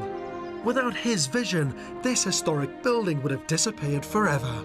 He has shown integrity, sensitivity, and his triumph should be rewarded. It's quite emotional, isn't it? Oh, You've done it is, something. it is, yeah. It's not like building a new house. A new house is easy and it's all very modern. But when you actually bring history back, it just gives you such a satisfying pleasure. You just can't describe it. This has been a fairy tale restoration project, bringing this simple cottage back to life, which has somehow survived since 1632 with its timber crook frame intact, is just unbelievable. And for Chris and Sue, it's been a very difficult 4-year journey. But despite giving everybody in the local community a building they can be truly proud of, the planners have made the decision that they're rejecting any modern or traditional extension. But what this building has done for a couple who've rekindled their love after 20 years apart, it's given them a real focus, and I'm hoping a family home for the future.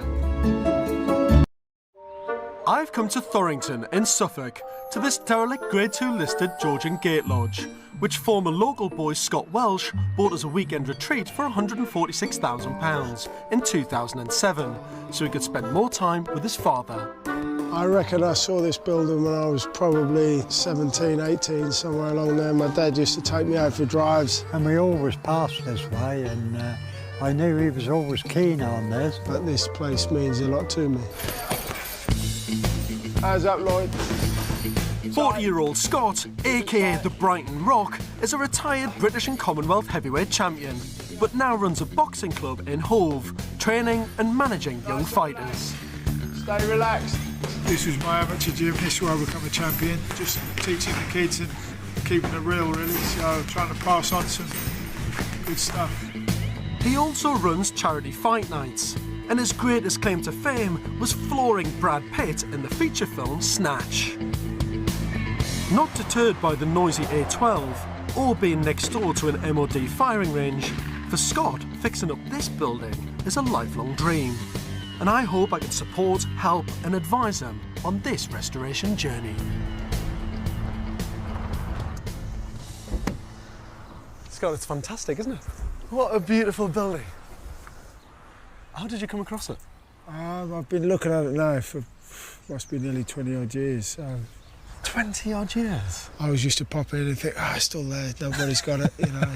So what makes you, a 6-foot-something boxer, tough guy, buy a beautiful little building like this? I went to Greece as a young boy with the England squad to box over there, and I saw the Acropolis, and I thought, well, it's a little tiny bit of Acropolis in Suffolk. So this is your mini Acropolis you're going to move into? Yeah.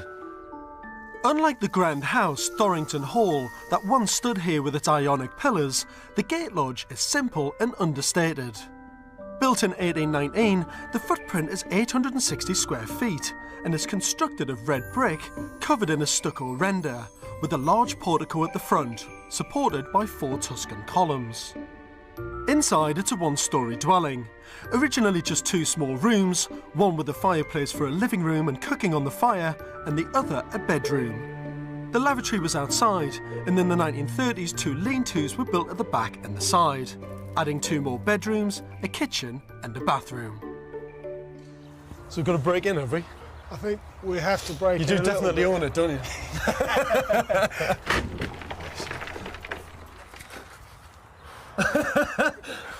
It's like a demolition job. We're pulling half the bloody building off the front.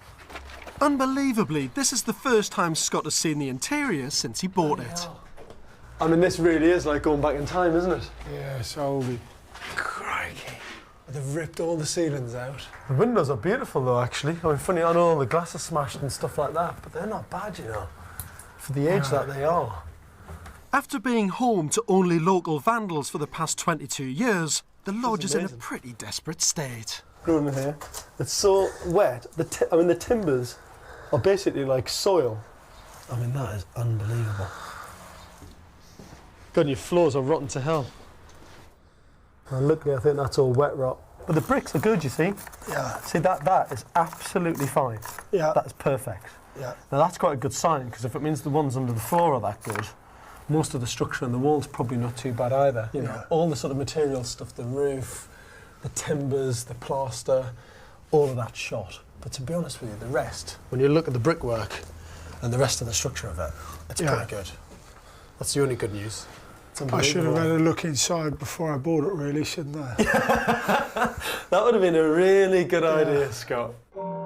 Gate lodges were a mini-me of the grand houses they served. They were built to impress and announce the taste of the owners to the passers-by. There were 3 distinct styles: a single building, identical twin pavilions, or an arch with a gate tower. Through the 18th and 19th centuries, these lodges were the height of fashion, and the gentry spent big to get the look. So, Scott, I hope you've got deep pockets, mate, because it's going to cost you a few quid. Yeah, well, that's where you come in. Thanks for that. That's the next chat we're going to have. So. What plans have you got for it, then? What do you want to do with it? I just basically want to bring it back to life.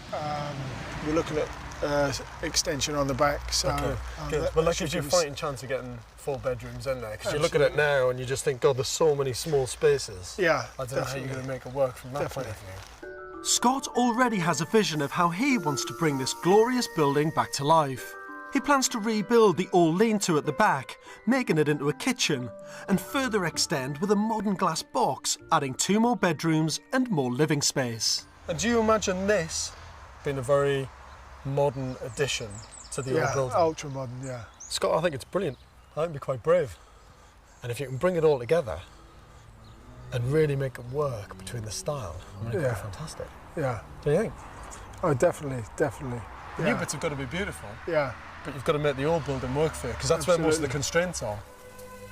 I think the building's amazing. I mean, Scott's quite lucky to get his hands on something like this. My worry at the minute is things like planning permission, because he's got quite ambitious plans, which is great, but trying to do a modern, contemporary extension, this glass box on the back of a building like this, has huge risks with the planning department, and if he doesn't get it, well, he's back to square one. Derelict since the 1980s, the first job is stripping out the interior and getting rid of any non-original features. So, Scott, we're going to try and get this fireplace out, yeah? Yeah, sure. Yeah. Hopefully. Yeah. Shall I make a weak and pathetic start and you can finish it off? Go on, let's have a look. Let's see what you got. Bloody hell, that is rock. I don't think that's going anywhere, that.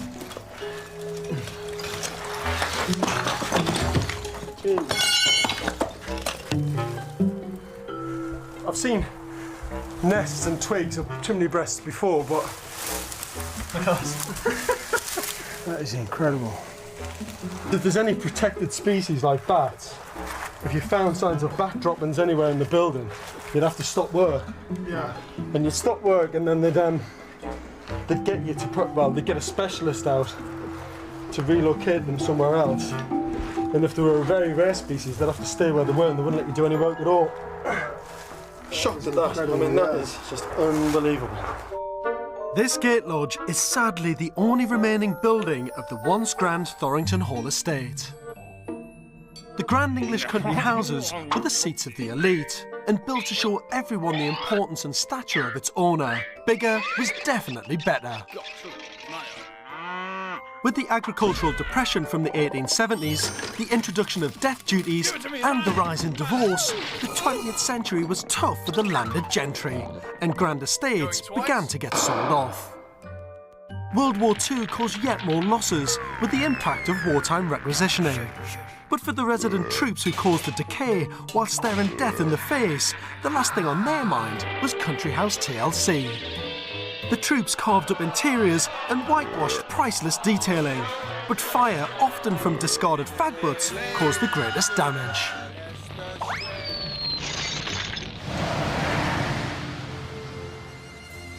Scott has asked me to come up with a plan for his modern extension, and I know to have a fighting chance of getting planning, it will have to be sympathetic to the soul and integrity of the restored gate lodge. My 21st century design needs to be informed and inspired by the history of this building, so I've asked local historian Alan Mackley to site to find out more. So Alan, tell me about the estate and why it's so special. Well, Thorrington Estate, almost forgotten now, but it was a decent-sized estate in Suffolk. It was over 2,000 acres by the end of the 19th century. 2,000 acres? And it has a history which throws a lot of light on land ownership and succession. If we take it back, we find a significant figure, Sir Edward Coke. Now, he was Solicitor General and then Attorney General for Elizabeth I. Oh, really? And then he became Chief Justice for James. And in his position as senior lawyer, he would try treason cases. So he tried Sir Walter Raleigh. Wow. And he tried the gunpowder plot conspirators as well. So an incredibly sort of powerful and historic figure. Indeed, and Sir Edward actually married into a family which had estates in Suffolk. He married into the Paston family, and thereby he got Huntingfield, which is about 5 miles from here. Right, okay. And then he'd set up each of 4 or 5 sons on landed estates. Okay. One of those was Thorrington. So what year did he buy this? Well, he would have bought this in the early 1600s. So we're in the fantastic estate, but where exactly is the house? Well, you could say the house was a casualty of the Second World War. Not immediately, but it was requisitioned for army use during the 1940s. Yeah. It must have been in a poor state in 1945. It was pulled down in 1949. You're kidding. After the estate had been sold and broken up. So it doesn't even exist? The house is no longer there. So I'm wandering through this estate, I think I'm going to see a fantastic house. You're and it's not. not even here. I'm sorry about that. Thanks, Alan. But there is the house in microcosm when we get to the lodge.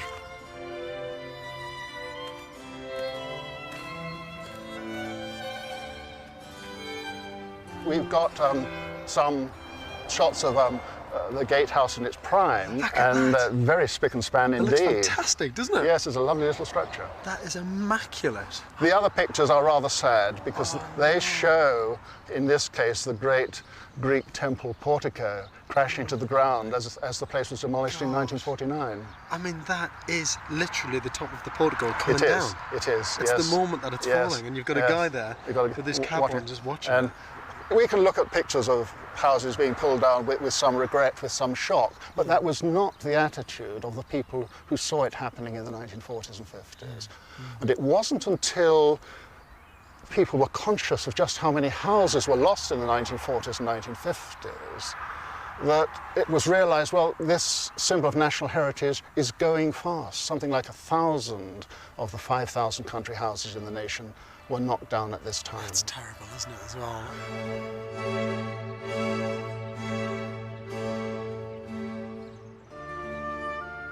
Yeah, when you look at photographs like this that I've been shown today, it just makes you think how important this is to represent what's been lost, really. We've lost a very significant piece of English heritage, and this building is a tiny little remnant of it. And I think for Scott to be taking this on is quite amazing, really. I don't think he realises what he's taking on. you know, historically or in terms of any restoration project, this building is so significant. Dedicated to his boxing career from an early age, Scott left home at 16 and toured with the British Commonwealth team before turning professional. For nigh on 15 years, he was never at home. This area here, exactly where we are now, in this place, is where my dad used to bring me as kids.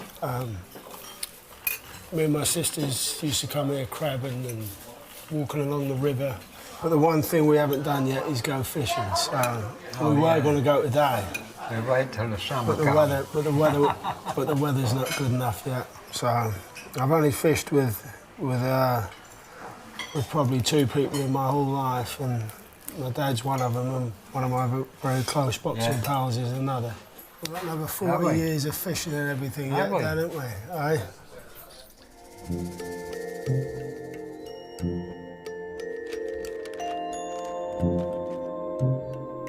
Scott's biggest challenge with this is keeping the planners and the conservation officers really happy. You've got a building which has got so much historic value to it, and for Scott to turn up and say, do you know what, let's double the size, let's extend, but also let's do something very, very modern, is quite controversial with any planner really. Then this is where we've got the new modern pavilion. So it's a glass link here, it's all in glass. Pavilion building here.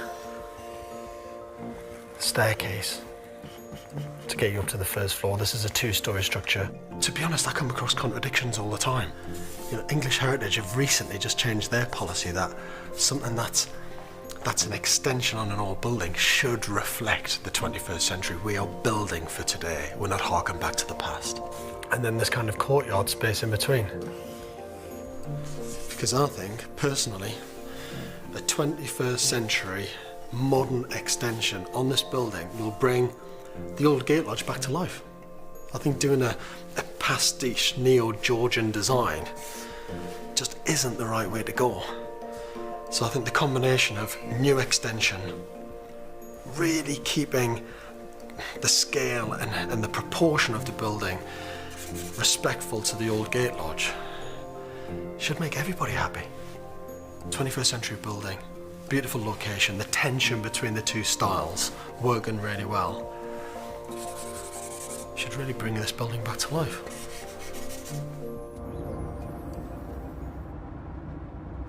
I'm on my way to see Scott to show him the designs that I've done for him to restore the lodge building itself, but also to do the extension and the pavilion building on the back. Scott's the sort of guy who thinks, yeah, I'll get that done, I'll get planning permission really easily.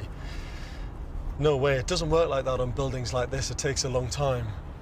You can probably start work on the old lodge building itself because you're allowed to do repairs, even without planning permission being in place. The great thing about this project, it's not only about Scott spending more time with his father, it's also an opportunity for him to bond with his own son Tom on the build. Crikey. Nature's taken over. Look at that. Everything's sprouted up. Incredible how it's grown up. Well, these are my main workforce that have got to be done to build in the house. God help you. God help you. Yeah. No, that's my son, Tom. All right. Did you ever imagine that you'd be living in something like this at some point? No. No. He said, right, we're going up to Suffolk. I said, OK. And he took me here and I was like, wow. I couldn't believe it. Now when it's finished, you're going to get a fantastic family home, I think, mate. Definitely. Lucky boy. Yeah. Should we go and talk about design? Yeah, Come on, sure. then, let's go through the scene. I've taken Scott's vision and have added my own designs. On the ground floor of the original gate lodge, I want to turn the 2 front rooms into a small living room and bedroom. Going off the back hallway, I want to install a shower room. There'll be a new kitchen and dining room in the newly reinstated back lean-to. I think the new extension should be linked to the original gate lodge by a glass tunnel. Something ultra-modern and a clear distinction between old and new. The new extension is a whopping 1,800 square feet, more than doubling the size of the original gate lodge. On the ground floor, there's a large open-planned lounge area with contemporary staircase leading up to the first floor with 2 double bedrooms, each with their own built-in wardrobe and en-suites, so all of Scott's family can stay here. Not only that, Scott will have an outside space too, as the ground floor will lead out onto a new Yorkstone courtyard linking the old gate lodge and the new extension, with views over the forest area. So I think it's about being clever with the design of the elevation, really, to make sure that we're screening out visually some of the lorries and hopefully some of the noise as well. Happy? Yeah, definitely. Gate lodges were the first small houses to be architecturally designed. Mainly located at the entrance to the estate, they were also built for security, but they certainly weren't built with living conditions in mind. But compared to many rural dwellings for rural workers at the time, they were housing heaven.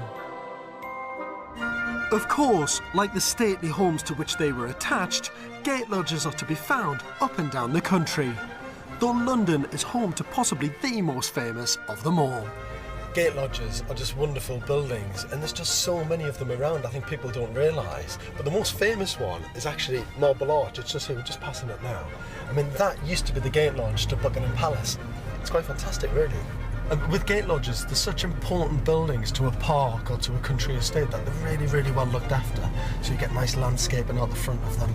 And if you just look here, we're on the edge of Hyde Park now, and you've actually got 2 gate lodges. This is the Prince of Wales Gate. And they're really nice, actually. They look like Scots. You know, the classical columns on the front, the simple pitched roof. Great buildings. To understand how gate lodges worked in the city, I'm meeting Georgian and Regency expert Dr. Stephen Parisian. Now, we're obviously standing in quite a busy Regent's Park today. This is quite an important development for London, wasn't it, at the time? It's something very new for London, unique really. It's an attempt to make London rather like Napoleon's Paris, really redevelop it on a huge scale with grand processional routes, all masterminded by the Prince Regent's favourite architect, John Nash. But on a very small scale, these gate lodges are quite important as well, aren't they? I mean, these gate lodges obviously were the guardians of the whole development. The whole thing's all about theatre. Nash was all about theatre, but in any theatre you need an entrance, and these were vital to the operation of the park, keep the ne'er-do-wells out. Nash embarked on his grandiose master plan for Regent's Park in 1811, and his masterpiece of landscape design and town planning has seen little change for the past 150 years. Where were his biggest influences coming from, do you think, for Nash? Well, Nash is astonishing. Like a lot of Regency designers, he was not only using the old classical traditions, so a lot of this is looking back to ancient Greece, ancient Rome, right back to antiquity.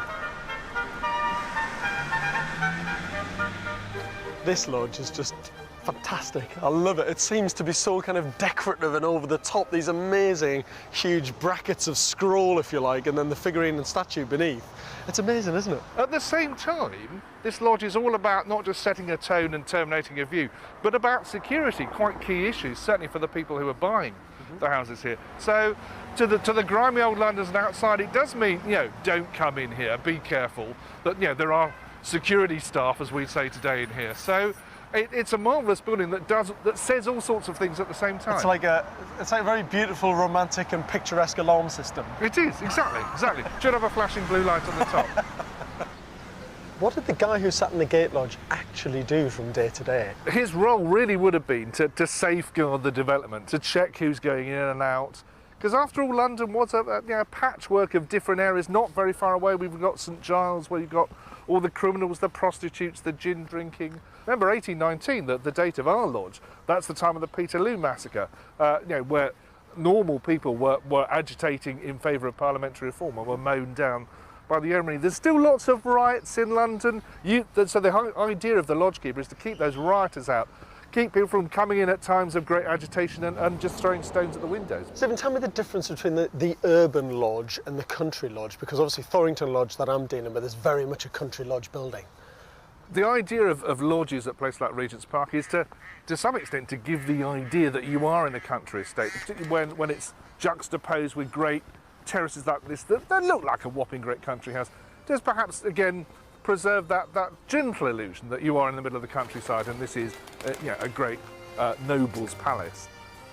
18 months after buying the gate lodge, Scott is learning that getting planning permission for a modern extension on a Grade 2 listed building like this can be painstakingly slow and is never a certainty.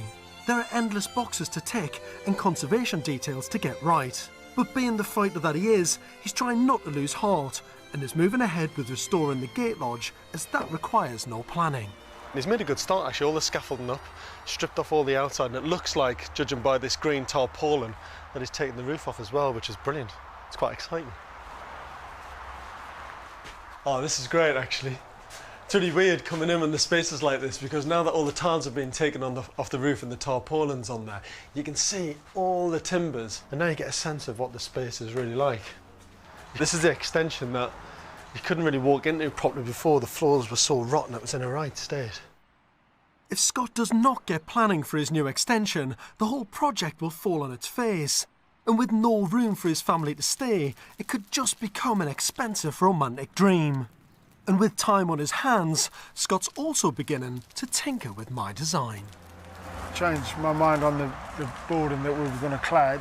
We're going to probably use what they call an oak waney board, which is slices of oak. Yeah. So basically, when you're in this part of the building, you look at, it's going to look like a barn. Yeah. Styled it with the two windows. So it's basically the horizontal strips of oak, isn't it? That's got a sort of detail on the bottom, which waves a little bit and curves. More traditional look to it. Yeah. I mean, you're pretty confident about the plan still going for this? I am. I mean, they don't seem to give me any problems at the moment, and they're happy with. I think they're just pleased that it's being put back together, really. Yeah. So getting planning permission for a 2-storey contemporary building on the back of a Grade 2 listed gate lodge like this is really, really tricky. He's really got to be conscious of that, to be honest. He's been quite confident at the minute. And it might happen, and I really hope it does, but it's a 50-50 chance on something like this, to be honest. Scott's dream is to add an ultra-modern extension to the rear, transforming the lodge into a weekend getaway home for his family near his father. what do you reckon? It's going to be some place when it's done, isn't it? When the roof's all done, that's all put back together, all the timber work's done. We just need you on a bit of plastering, so you've got to get the hook. I don't think I'll be getting the toll out, mate, to do that. So, yeah, officially retired. So the doors will be on there. Yeah. That's where the double doors are going.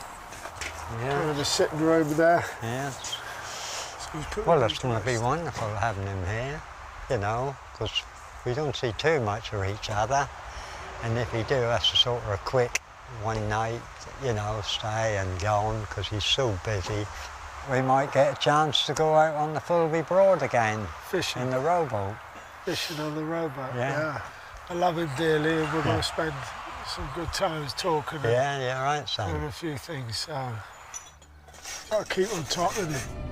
Scott has changed his ideas about the finish of the modern extension and now wants a rustic oak waney board effect on the outside, which I have to say I'm sceptical about. So I've arranged to have a look at his friend's house before I make up my mind. You got yourself a cracking building here, mate. Thank you. When did you do this up? Last year. Really? 8-month project. What state was it in when you bought it? It was completely derelict, falling down, so we had to underpin and renovate it. The whole lot? The whole lot, yeah. It was just full of doves. This is what you're after then, Scott, on That's yours? what I was thinking, yeah. I mean, I like the look of it, so... It's a cracking material, though. Absolutely amazing. Did you have decent chippies putting this on for you as well? It's all the same depth and thickness, and you just have to mix it up, really, and make it look as old as trying to make it look old. So whereabouts do you want to use this exactly on yours? Just as you look at the gate lodge, on the facing the gate lodge, on the box. I think Scott's decision to use this is a little bit of an odd one. I mean, this is a 16th century building, so this type of wavy timber, which is very rustic, looks brilliant on an old building. It's odd for Scott because he's got the old gate lodge, but his extension, he wants it to be very modern and very contemporary and actually quite slick. So I'm not sure the planners will go for it, because something so rustic might look out of keeping with such a glass box extension that he wants to build. I don't know if Scott's really clear in his mind about what he really wants. I think he just looks at something like that and goes, I like that. Well, I like it as well, it's beautiful, but I'm not sure if it's right for that extension on that building. If Scott needs a vision for his new modern extension, he should look at the history and elegance of the Georgian architecture in London, or nearer home in Brighton. But what you've got to look at with this architecture is the period detailing. All of these little shadow gaps which give bands and bands to the elevation of the building is sort of what makes it sing. I hope the classical features, such as the masculine pillars, the stucco fascias and the angles of the porticos, will inspire him and bring him back to something the planners will approve. Such buildings are jewels in our architectural history, which means planning applications can be complex. OK, Bill, thanks a lot, mate. Initially, Scott was brimming with confidence about this project, but it's already taken him just over 1.5 years to get everything in place and submit plans to the local council. The planning application is in, it's going through as we speak, so hopefully in the next couple of weeks we should know where we're at. As well as getting the planning approved, Scott has to comply with English heritage guidelines, which means sourcing original materials, like the Cornish slate roof tiles. They're quite hard to come by. To match in with what was on here originally, they had to have something called Cornish blues. Thankfully, he got them locally, just from a chap only a few miles down the road. I've got to match the chimney breasts up because it's a grade 2 listed, and the only clues I've got really is the pictures that I can find. So I'll go around the salvage yard and see what I can find, really.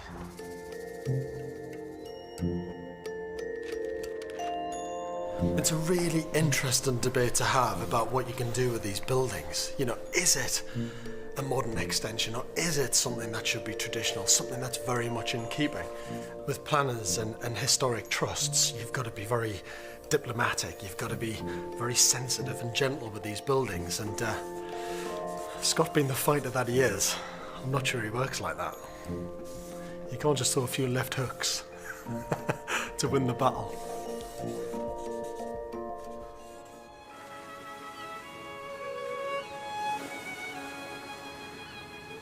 Back in Brighton, and a month after putting in his planning application to test the reaction of the planners, Scott has had some feedback.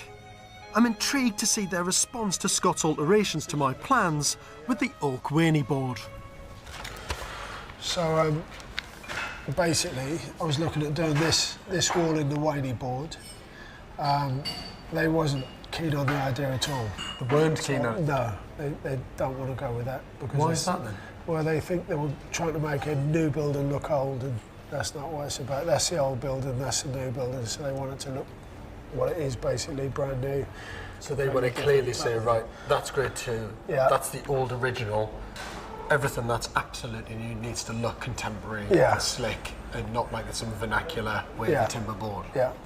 To get this contemporary pavilion built, this big extension, if they're saying keep the internal layout the same, and you can't have your wavy old boards, that's fine. No, I'm happy. So once we make these tweaks, we can stick it in for planning then? Yeah, it's all ready to go. And hopefully they'll say yes, mate. Yeah, hope so. Scott will now have to wait again for further planning feedback on his modern extension, and will also have to continue with the restoration of the gate lodge so he can impress the local conservationists when they visit on site. Thank you very much. Meanwhile, I'm off to Bagot Lodge in Staffordshire, which was one of the first successful conversions of one of 2 pavilion gate lodges that use a glass corridor, albeit in 1985, to connect the original gate lodge with the new modern extension. George, good morning. Good morning, how are you? Very well, welcome to Bagot Lodge. Thanks for having me. Come on in. Very exciting. That looks great. That's beautiful, isn't it? I wasn't expecting such high ceilings, to be honest. You always imagine these buildings feeling more miniature and smaller with low ceiling heights. Absolutely, absolutely. I find it a relief having come from a cottage where I used to bang my head on the beams. And I love all of the neo-Gothic revival windows. I mean, it's like living in a church, isn't it?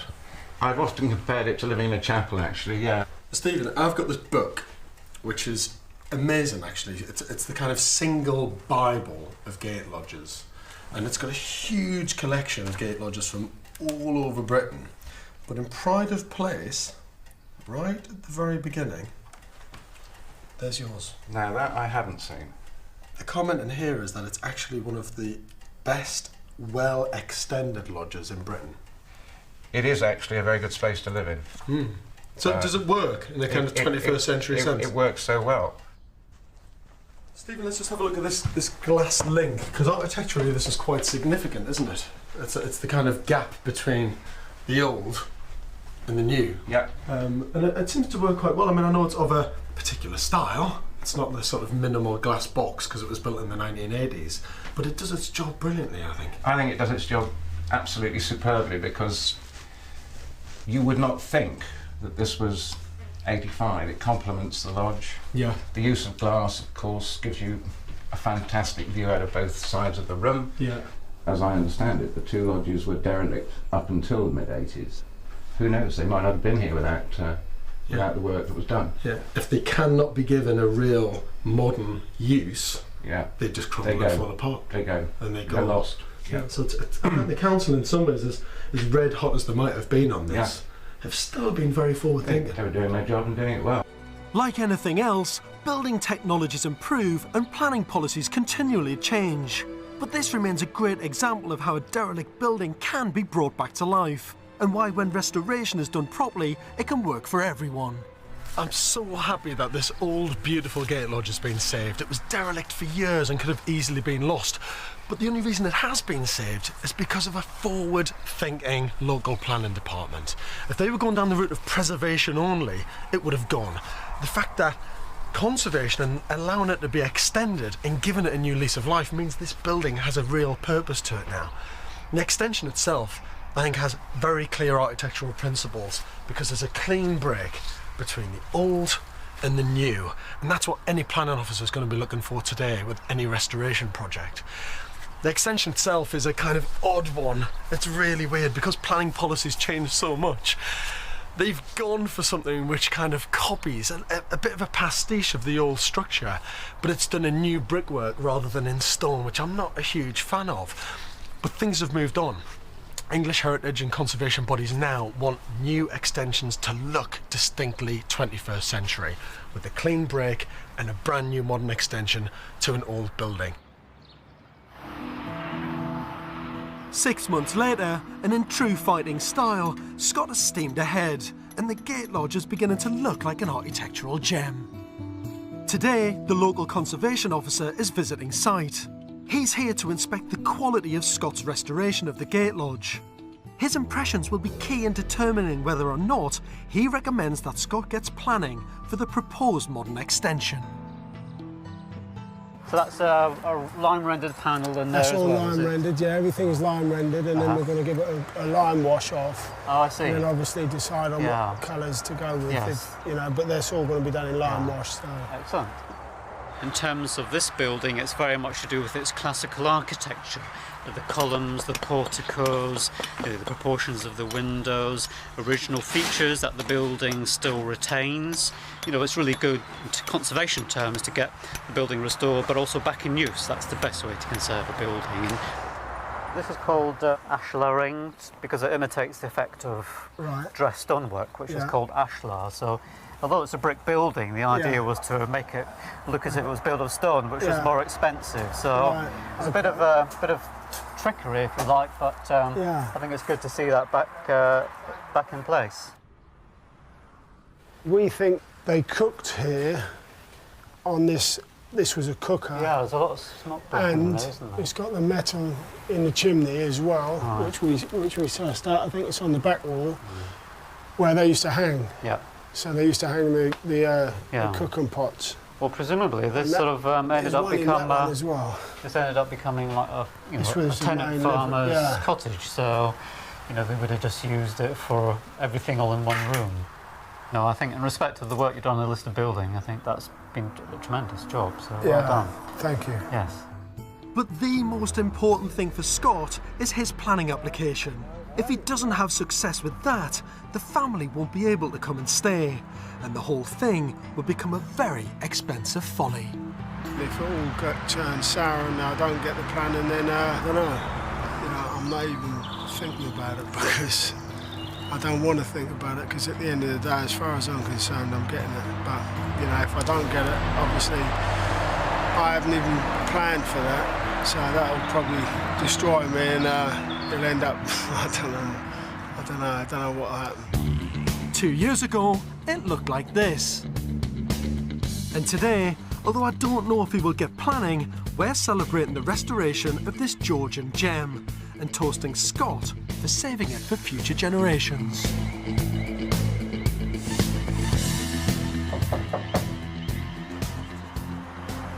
Here he is. Big fella.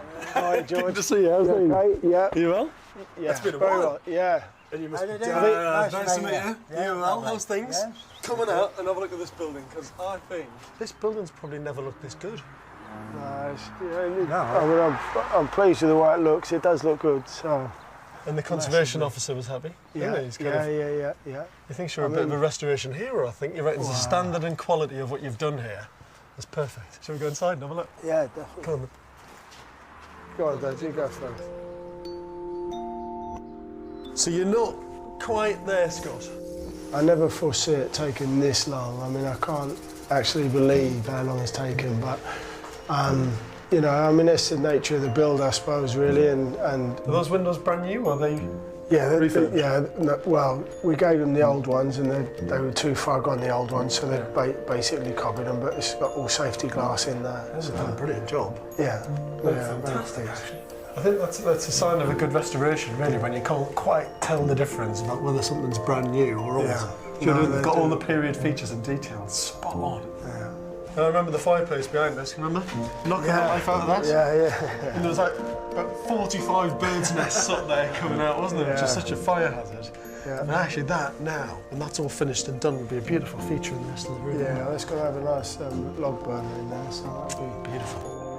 Keeping to the original floor plan, the gate lodge comprises of just 2 tiny rooms, and the internal bathroom is a 21st century addition. And then through here, Scott, this is your ground floor loo, and you put a shower in here as well, or not? I don't remember. it's got to have a bath, a shower on the wall. All right, okay. So, this is the massive master suite. Massive. It's kind of cosy living, is what it's going to be. But it's this room is, I remember, was in a terrible state. This is where I was looking at all the brickwork underneath and all the timber floor joists in. I mean, it was all shot. The bricks weren't too bad actually, but the timber work was all absolutely shot. This used to be a 1930s extension that housed a bedroom and bathroom that Scott has rebuilt and plans to use it as a kitchen. So Scott, you've got the old extension up, lean-to's gone. I think it's looking good, because you're going to have kitchen over here, aren't you? Yeah, kitchen there. Which would be great. Come straight through to here, dining area here. Yeah, dining area here. While I'm pleased about the quality of this restoration project, critically for Scott, the question is, has he got planning for the new extension? So what's the score with the planning? We're through, we got it. You got planning? Yeah. You got planning permission? Yeah, got it. You're kidding me? So, yeah. I had to get the gloves out again, but we got it. You haven't been beating up any planners and conservation officers, haven't you? No. Everything. I'm talking like the glass link, the courtyard, the 2-storey extension on the back, contemporary modern style. Yeah. All signed off. Yeah, done. So that is brilliant. As per my original designs, what Scott has got planning for is a 2-storey modern glass extension connected to the restored gate lodge by a glass corridor. The footprint is 1,800 square feet, comprising of an open-planned living space, a staircase and 2 ensuite double bedrooms. That extension makes this a proper 21st century family home, doesn't it? Yeah.